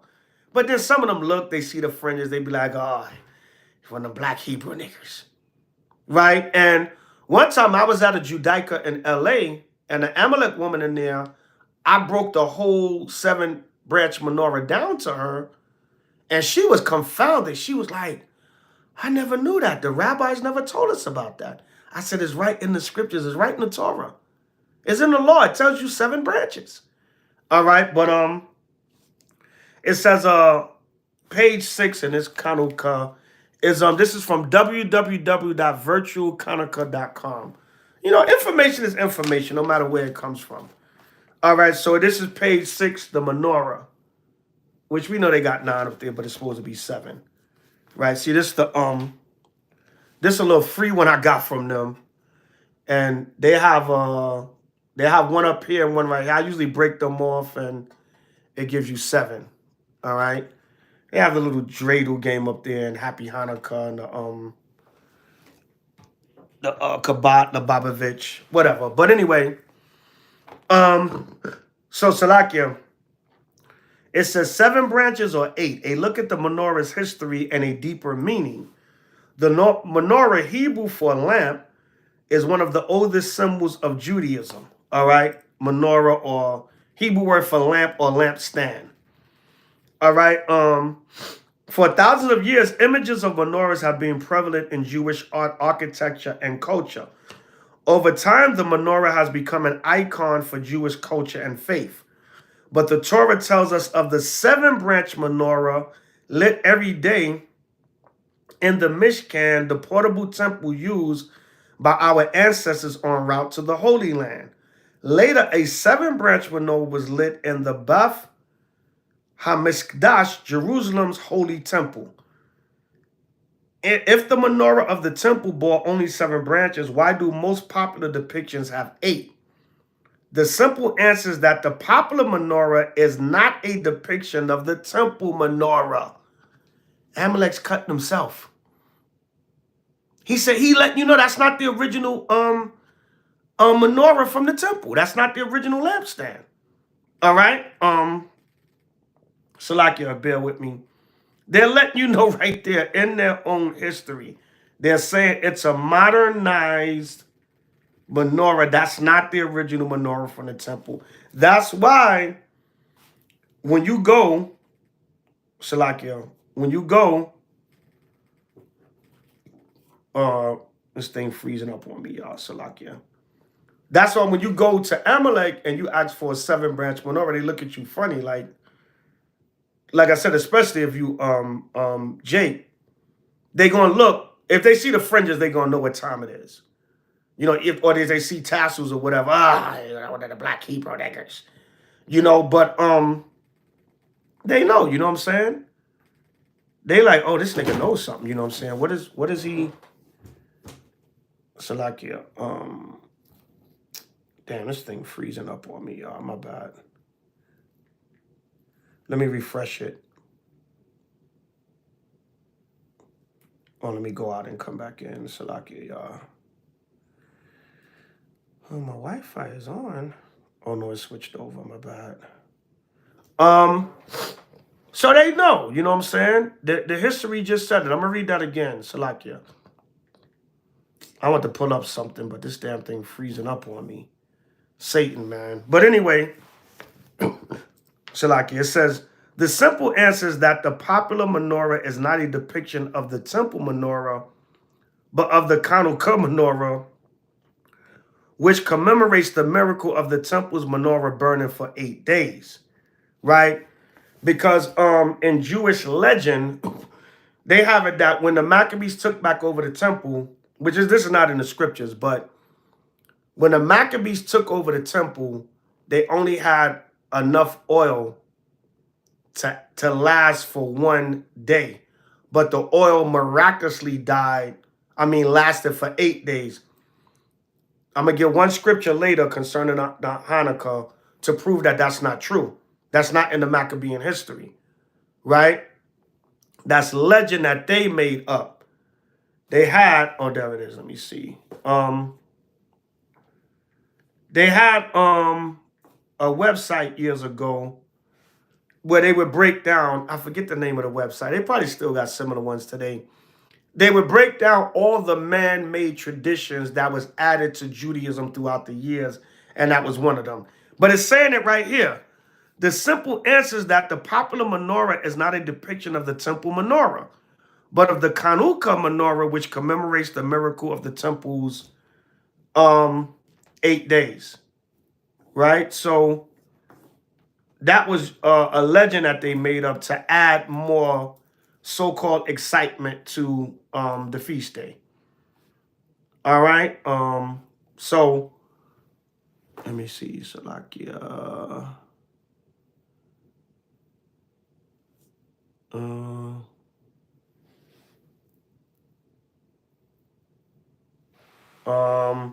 This is Encyclopedia Britannica. An 8-branch menorah modeled after the temple menorah is used by Jews in rites during the 8-day festival of Hanukkah.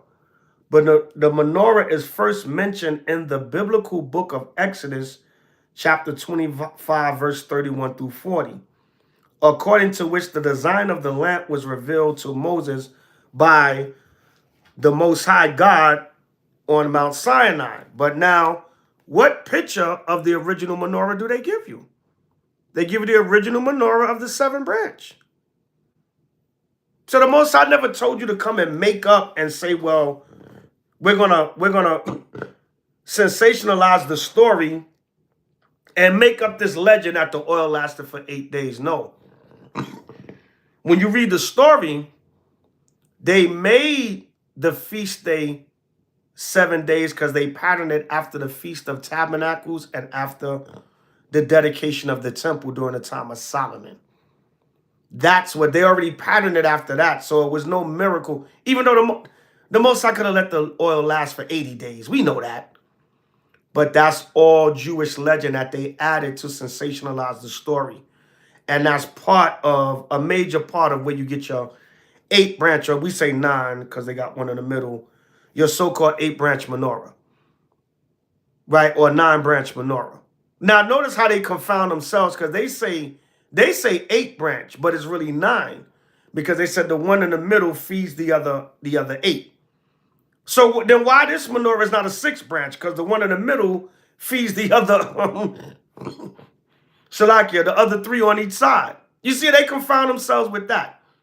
But just show you how Esau, in even messing up the history, he still confounds himself. All right, let's go to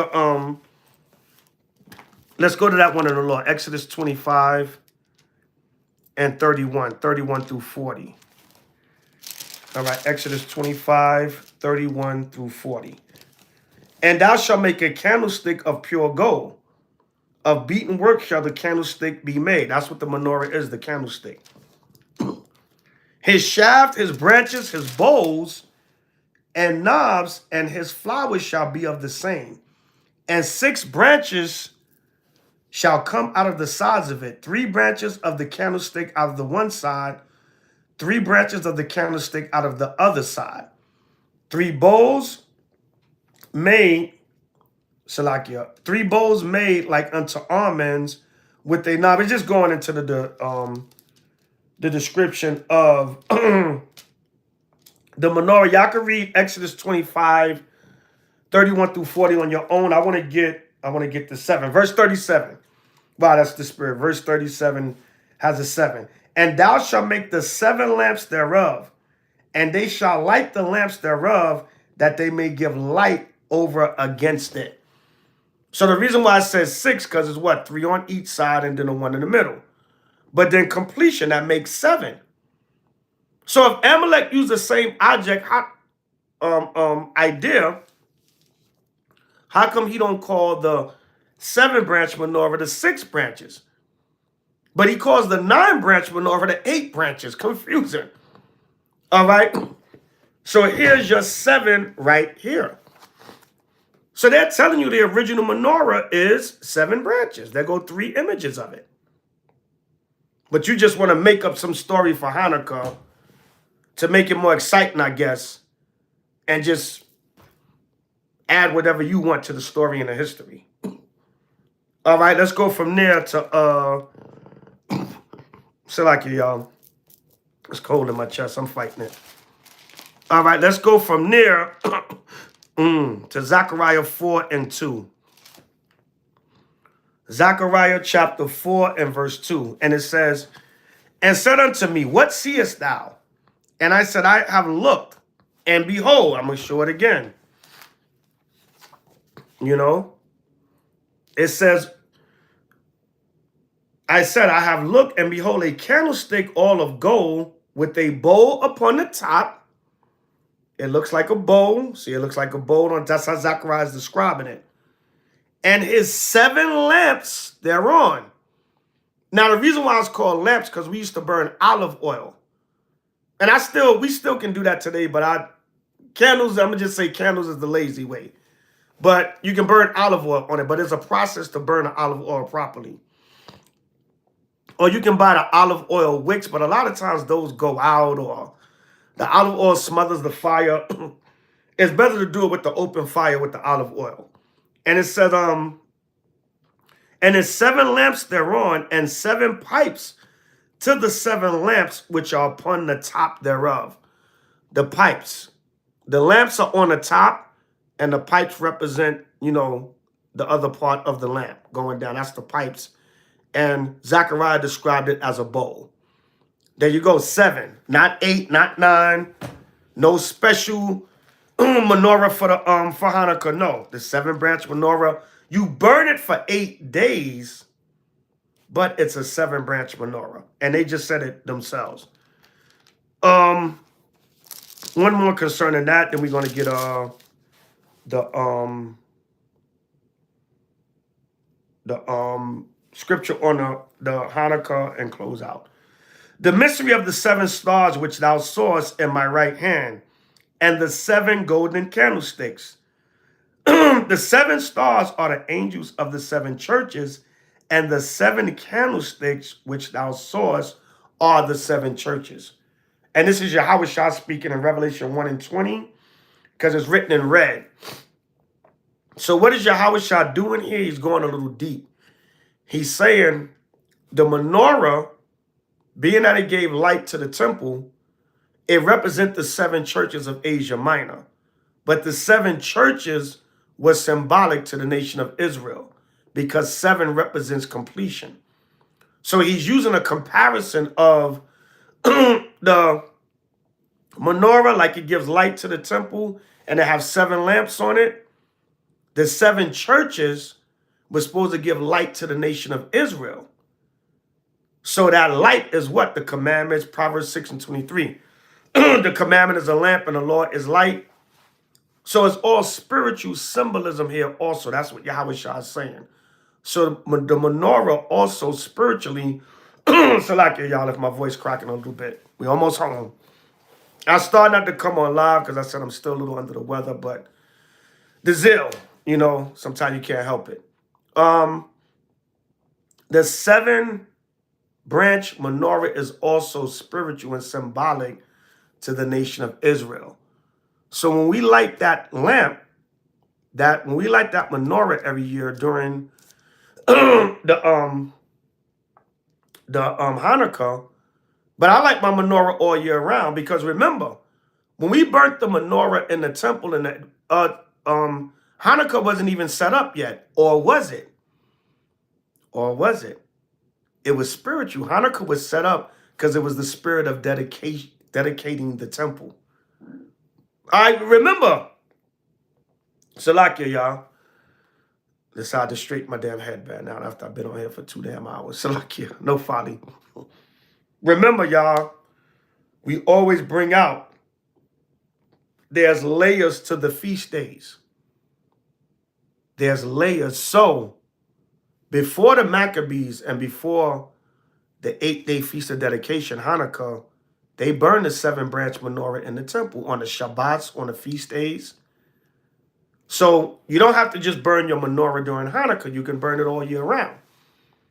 All right, it's all spiritual and it's all layers. It's layer upon layer to these feast days. All right, so the spirit of the dedication was always there. All right, and Yahweh Shai is using the spiritual symbolism here in Revelation. I'm going to jump down to verse 12, Salakia.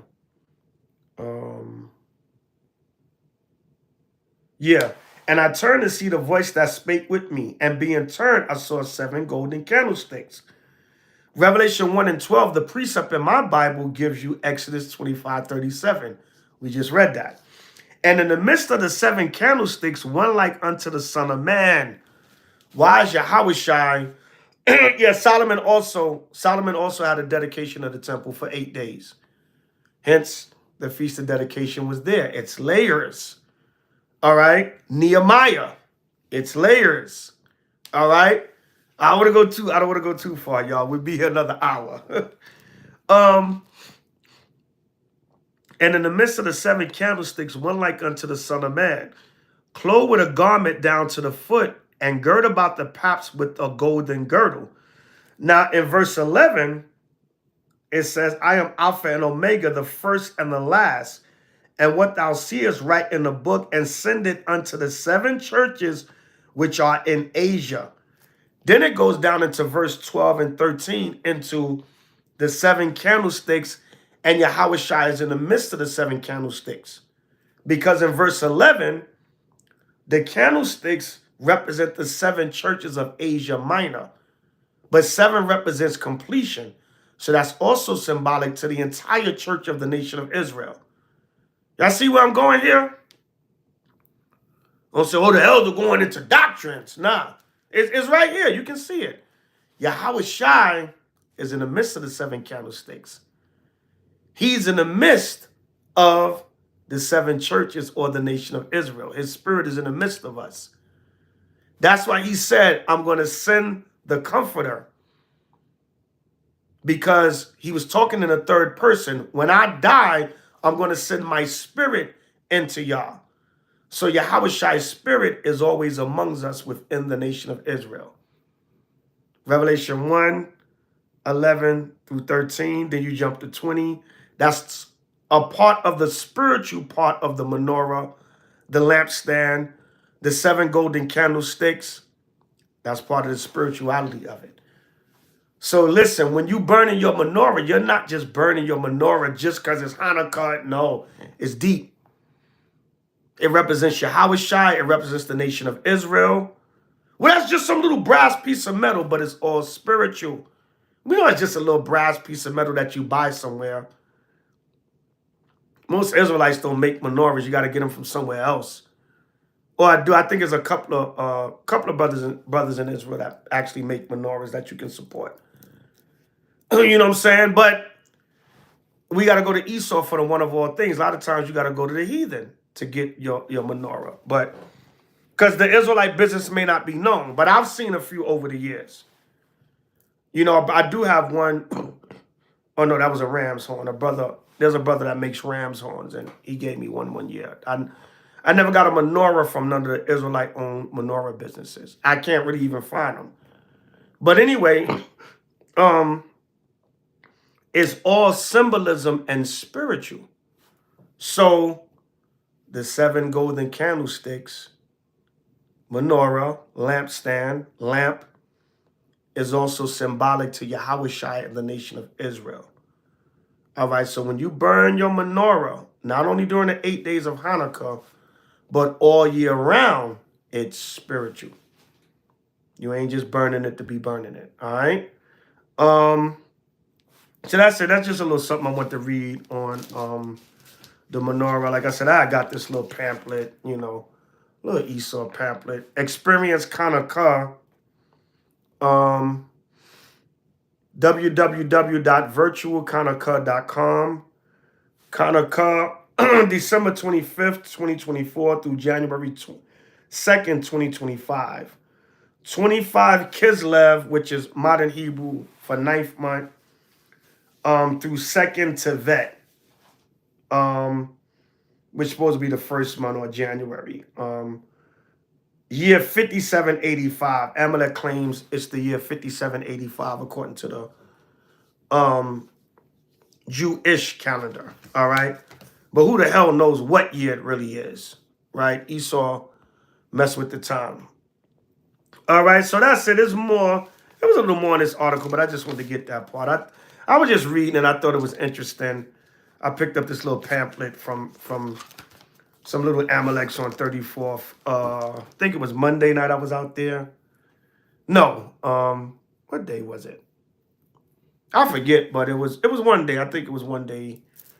What's today? Monday? No, it had to be like Thursday, last week Thursday. It was like 2 days after our opening. Yeah, like last week Thursday. But anyway, going on. Let's go to 2nd Maccabees 10. Since we're also celebrating the 7th night of Hanukkah tonight. All right. So when I get off here, I'm gonna light my menorah again. Make sure I keep an eye on it.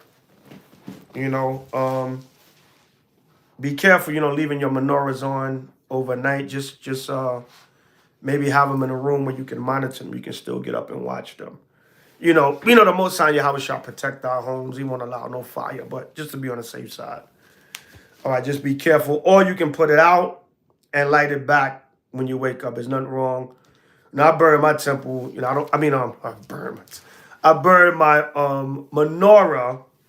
Like, I'm pretty sure they burnt the menorah in the temple. Right, I was saying, you know, too quick. All at all times, you know, sundown, dark, whatever, whenever. You know, you can burn it throughout the day, whatever the case may be. All right. 2nd Maccabees 10:1. Now Maccabeus and his company, the Lord guiding them, recovered the temple and the city.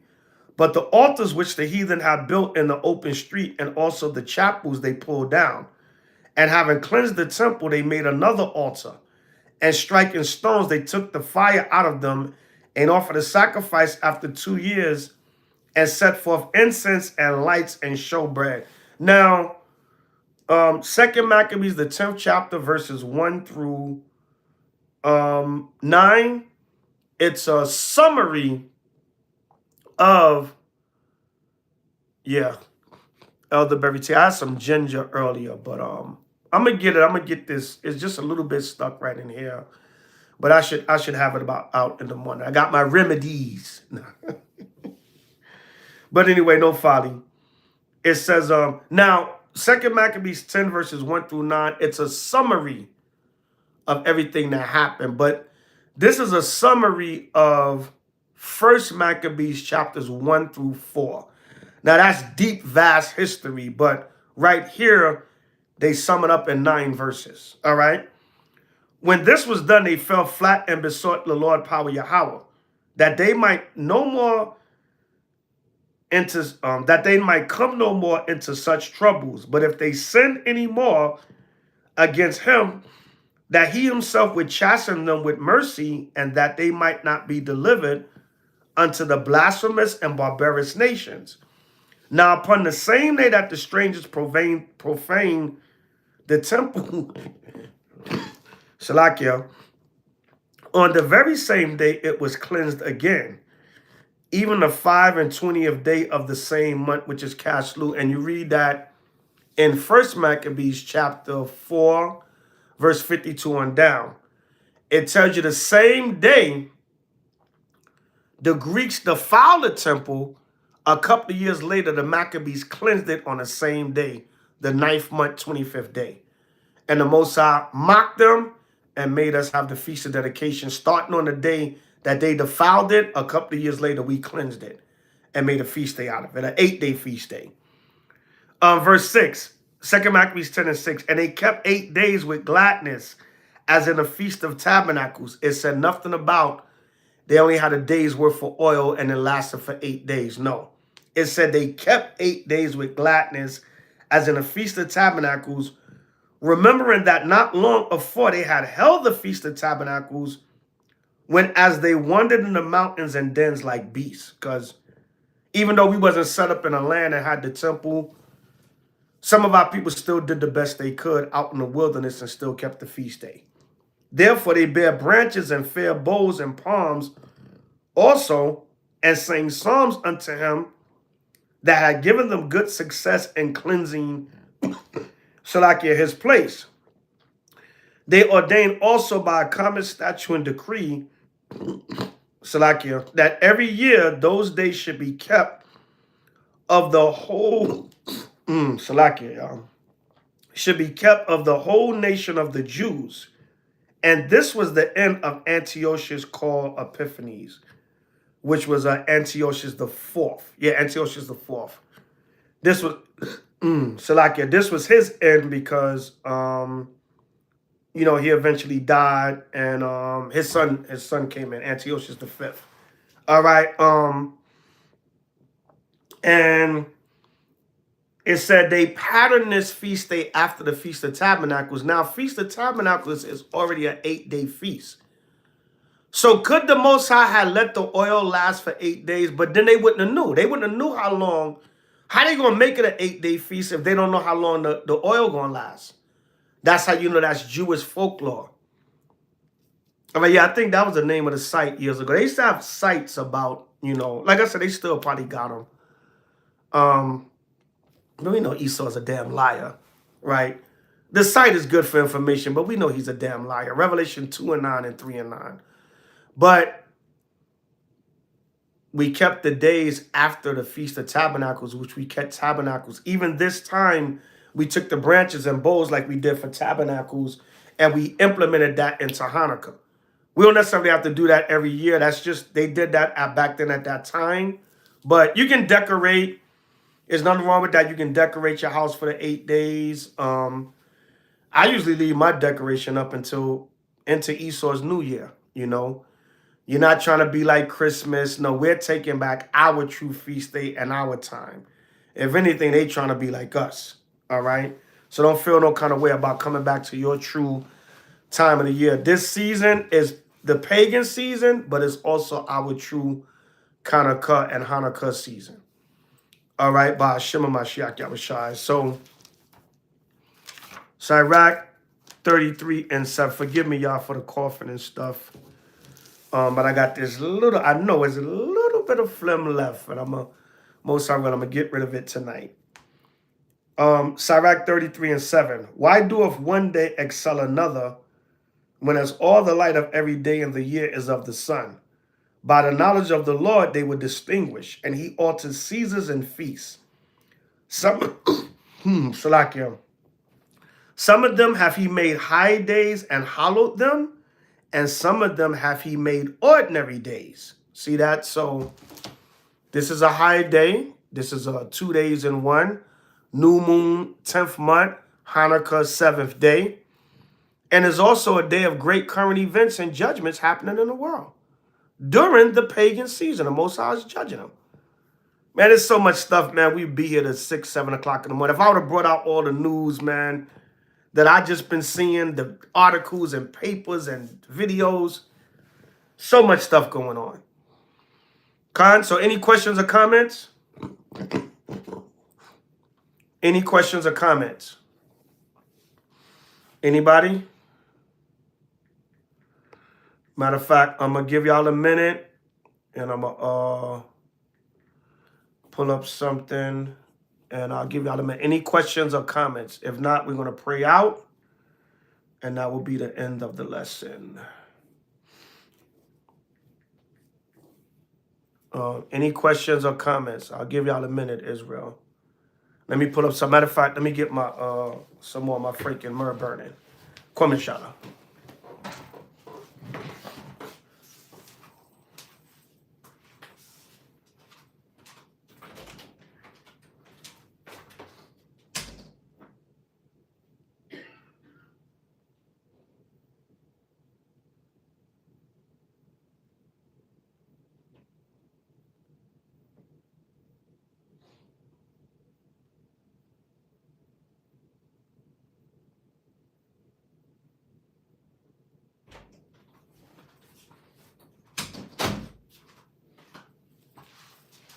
Still here, y'all.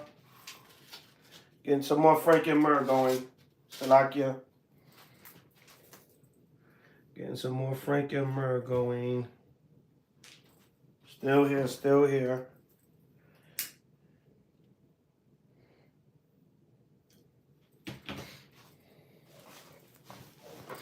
Any questions or comments? Brother by the name of Corey just came on. Shalom. Shalom, Brother Corey.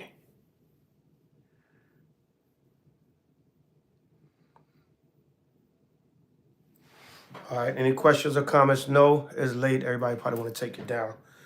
All right, imagine Wapanyo Jerusalem, stand and face Jerusalem. For a closing prayer. All right, y'all can bow your head, prostrate yourself, get on your knees, whatever way you feel comfortable praying. And we're gonna do closing prayer. I know. Let me put this out there real quick as a disclaimer. I know some of Israel don't believe in praying outwardly or supposedly openly, but we look at it a little bit different. Most of y'all on here are brothers and sisters that are learning, so we pray together.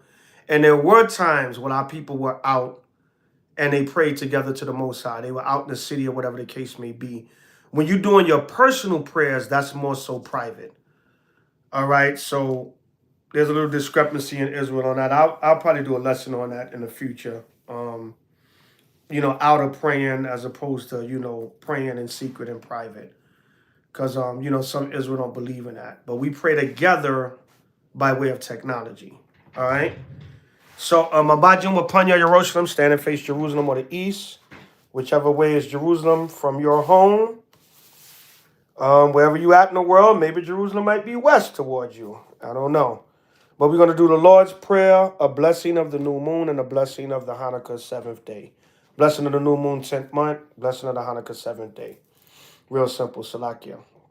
Hallelujah, hallelujah, hallelujah.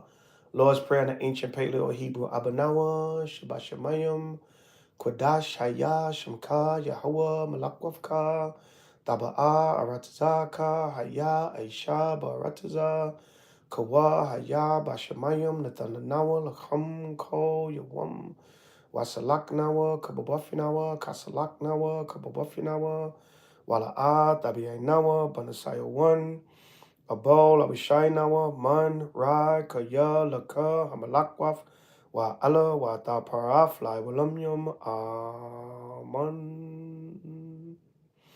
Hallelujah, hallelujah, hallelujah. Our Father Yahweh, which art in heaven, hallowed be thy name. Thy kingdom come, thy will be done on earth as it is in heaven. Give us this day our daily bread, and forgive us our debts as we forgive our debtors.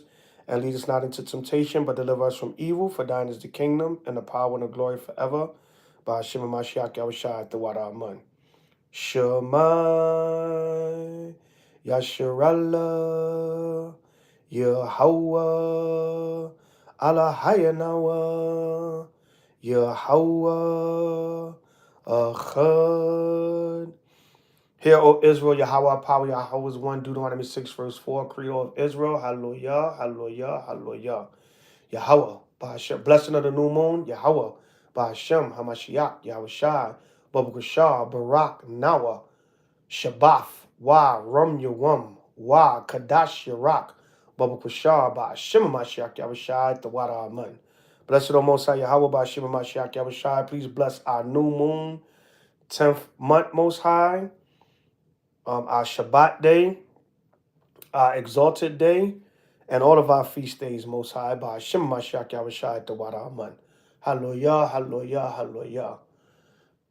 Yahweh, by Hashem, Hamashiach, Yahushai, Babakushah, Barak, Nawa, Ka, Kanaka, Babakushah, Barak, Nawa, Kol, Yawam, Ka, Kanaka, Babakushah, by Hashem, Hamashiach, Yahushai, Tawada, Tamyat, Iwalam, Amen. Blessed O Most High Yahweh, by Hashem, Hamashiach, Yahushai. Please bless our Hanukkah, all of our days of Hanukkah, and our 7th day tonight, Most High, and Kol Kagim, all of our feast days, Most High, by Hashem, Hamashiach, Yahushai, Tawada, Tamyat, Iwalam, Amen.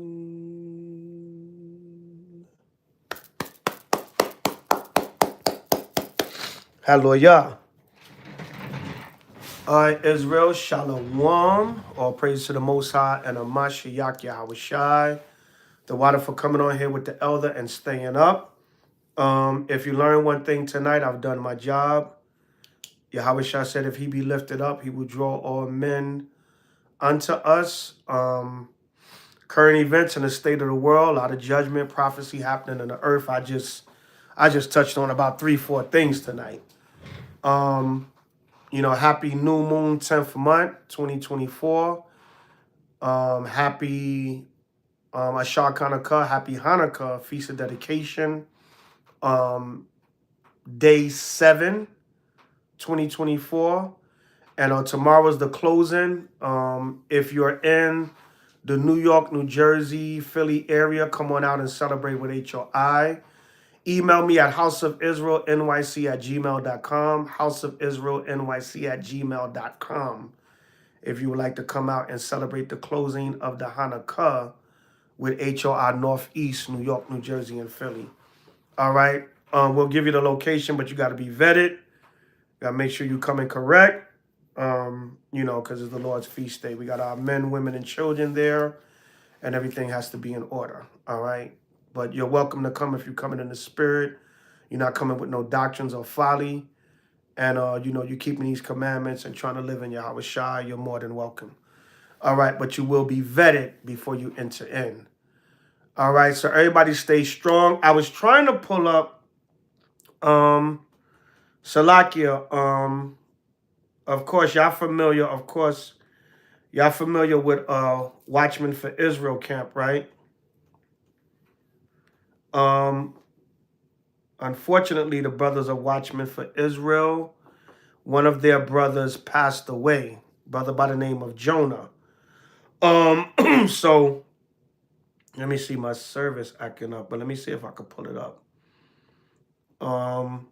So they have a GoFundMe circulating, and that's another thing. Israel, please invest in life insurance. Nobody wants to think about dying, but if you pass away, you know, and you leave your family with the expense of trying to, you know, get together money to bury you, that's an extra burden, you know, for your family and loved ones. So just, you know, like I said, nobody really want to think about dying, but, and you're like, well, why I'm paying for something that I'm not going to be here, because, you know, when you die, that's not the final frontier. You still leaving, you know, so you can leave your family with something where it can be a little less stress trying to have, you know, especially at this time, you know, with that burden of trying to get those expenses together to bury you, you know, you don't want to leave your family with that burden, you know. So I don't know what's going on with this thing. Oh, there it is. Okay, so right here, y'all, here we go. All right, so GoFundMe.com, funeral expenses for our beloved brother Jonah. So the goal was $10K, but they raised $16,139 already. See that? So Israel, you know what? Let's try to get that to 20,000. Now I know us on here can't do that, but most I've already donated, not to toot my own horn. You know, I wasn't really gonna say nothing, but I'm just saying it for example. You know, I donated for myself and on behalf of HOI. All right, so again, it's funeral expenses for our beloved brother Jonah. That's the name of the fundraiser. And it's on GoFundMe.com. That's the picture of the brother. All right, they had 16,139. The goal was 10,000. They reached the goal, but hey, let's at least, man, let's get them 20 racks if we can. All right. Even I got 2,000 subscribers on my page. Everybody can give $3 and they'll reach their goal. If you can give more, hey, if they raise 25,000, good, because you know they can bury their brother, and then maybe his family can have a little something. You know, when you lose somebody, you know, it is money involved. You know, it is what it is. You know, what if the brother was the breadwinner of his family? Now his wife and children or whatever, they got to bounce back. His expenses, they got to have the funeral, they got to have the repast. All that stuff is money. You know, so I'm glad the nation got together within a couple of days and they raised what that's good. They reached the goal plus 6,000 extra, but hey, let's try to get it to an even 20,000. All right. Look it up, y'all, and share it. Share it everywhere. I know y'all may not, we on here may not be able to get that 4,000 amongst us, or maybe we could. Hell, I don't count nobody money, but I don't know what the hell y'all got. Some of y'all might be balling on the low. Nah, no folly. But share it everywhere. Let's try to at least get it up to an even 20 racks. All right, Israel, we lost our brother. I met the brother several times. Good brother. I don't want to just say that because he passed, but every meeting I had with the brother, he was, he was a genuine brother from my meetings with him. Rest in peace, brother Jonah, watchman for Israel, powerful young camp in the nation of Israel. And not just young, they got some elders amongst them and older brothers. Powerful, man. You can't say Watchman is not a powerhouse camp, man. And not to make that is anybody less or more, but brothers, they sincere and they have an impact on the nation. You see it for what it is. Not to say any camp that's quiet or more behind the scenes, they're just as significant. You know what I mean? Let me clear that up. So may the brother rest in power. And yeah, man. Things in this kingdom cost money. It's money. Even when somebody died. It's money. Only you can't even die for free. You know what I'm saying? I mean, I don't know folly, the brother passed away, but it is what it is. I'm being real. You can't even die for free in this damn world, man. You got to pay to die. You die, you got to have a funeral, casket, all this stuff. You got to pay the hospital if you owe them medical bills. You got to pay the funeral home, the hearse, the car, all that. People want to get together and remember the brother. You got to have a repast. Most likely, somebody ain't going to have a big enough house. You're going to have to rent out a place. You're going to have to give food, drink, all that. Caterers, possibly. People going to have to cook. Even if you cook, you got to spend money. You want to make a pan of chicken? That chicken ain't free. So it all goes back to money in this kingdom. So even in death, it takes money. That's how this kingdom is. Esau ain't going to say, nope, don't even bring that body here if you ain't got no money. So may the brother rest in peace. And if the Most High, get your dumb ass out of here. We talking about somebody dying, and you're the type of person need to be shot in the face, man. This Anna's Halloween was a couple of months ago. You see that? Probably a damn Edomite. Or maybe a evil-ass Jake. Type of nigga deserve to get shot in the face if we was in the world. Shoot you in your left eye, dumbass, or whoever you are. But I digress. All right, back to our regular scheduled programming. We talking about somebody dying and you talking about Halloween was 2 months ago. This man is in the spirit world with the Most High. Have some respect, man. But you the type that like my elder Yeshua used to say, I ought to find you in a dark alley one night. I need to run into you about this time of the morning, 3:30 in the morning in a dark alley somewhere. Nah, but let's back to our regular scheduled programming. In the spirit, man. We not those carnal men no more. But sometimes that's a spiritual man. Like, have some respect, man. We're talking about somebody passing away, Halloween. Even if you want to mock and scoff, damn, don't do it now while we talking about a person that passed away. What kind of human being are you? But that's probably a degenerate white boy or girl or a scoffing ass heathen or just a self-hating Negro, negress or one of the tribes. Either way, that's evil. But back to the fact of the matter. So yeah, y'all, let's get it up there for the brother, man, and his family. And shout out to Watchmen for Israel. Our condolences and prayers and support go out to them. And may they lay the brother to rest and remember him. It's a rough time for him to go. It's during the Hanukkah season, but that happens. Remember, H.O.I was crucified on the Passover. So, this is all spiritual. So, yeah, continue to come on here. Y'all like, subscribe, share. The water for the super chats. It's not all about monetization, but If you want to support the channel, the water for the super chats that have been given so far, you know, YouTube gave me the opportunity to monetize the channel, so I did. If you want to donate through Cash App, PayPal, Apple Pay, or Chime is all in the description box. If you want to join HOI or recruit with us, or just for more general information, House of Israel NYC at gmail.com. House of Israel NYC at gmail.com.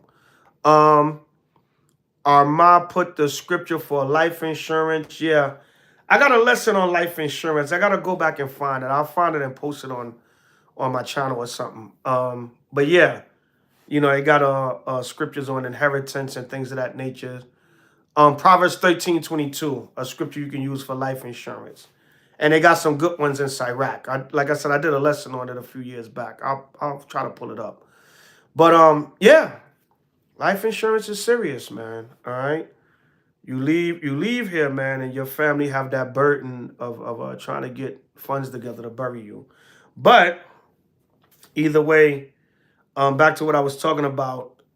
If you would like to any inquiries into HOI, House of Israel NYC at gmail.com. All right, and everybody stay strong, stay spiritual, man. Stay prayed up, stay in the faith. We down to the wire now, right? It won't be long now, Most High will.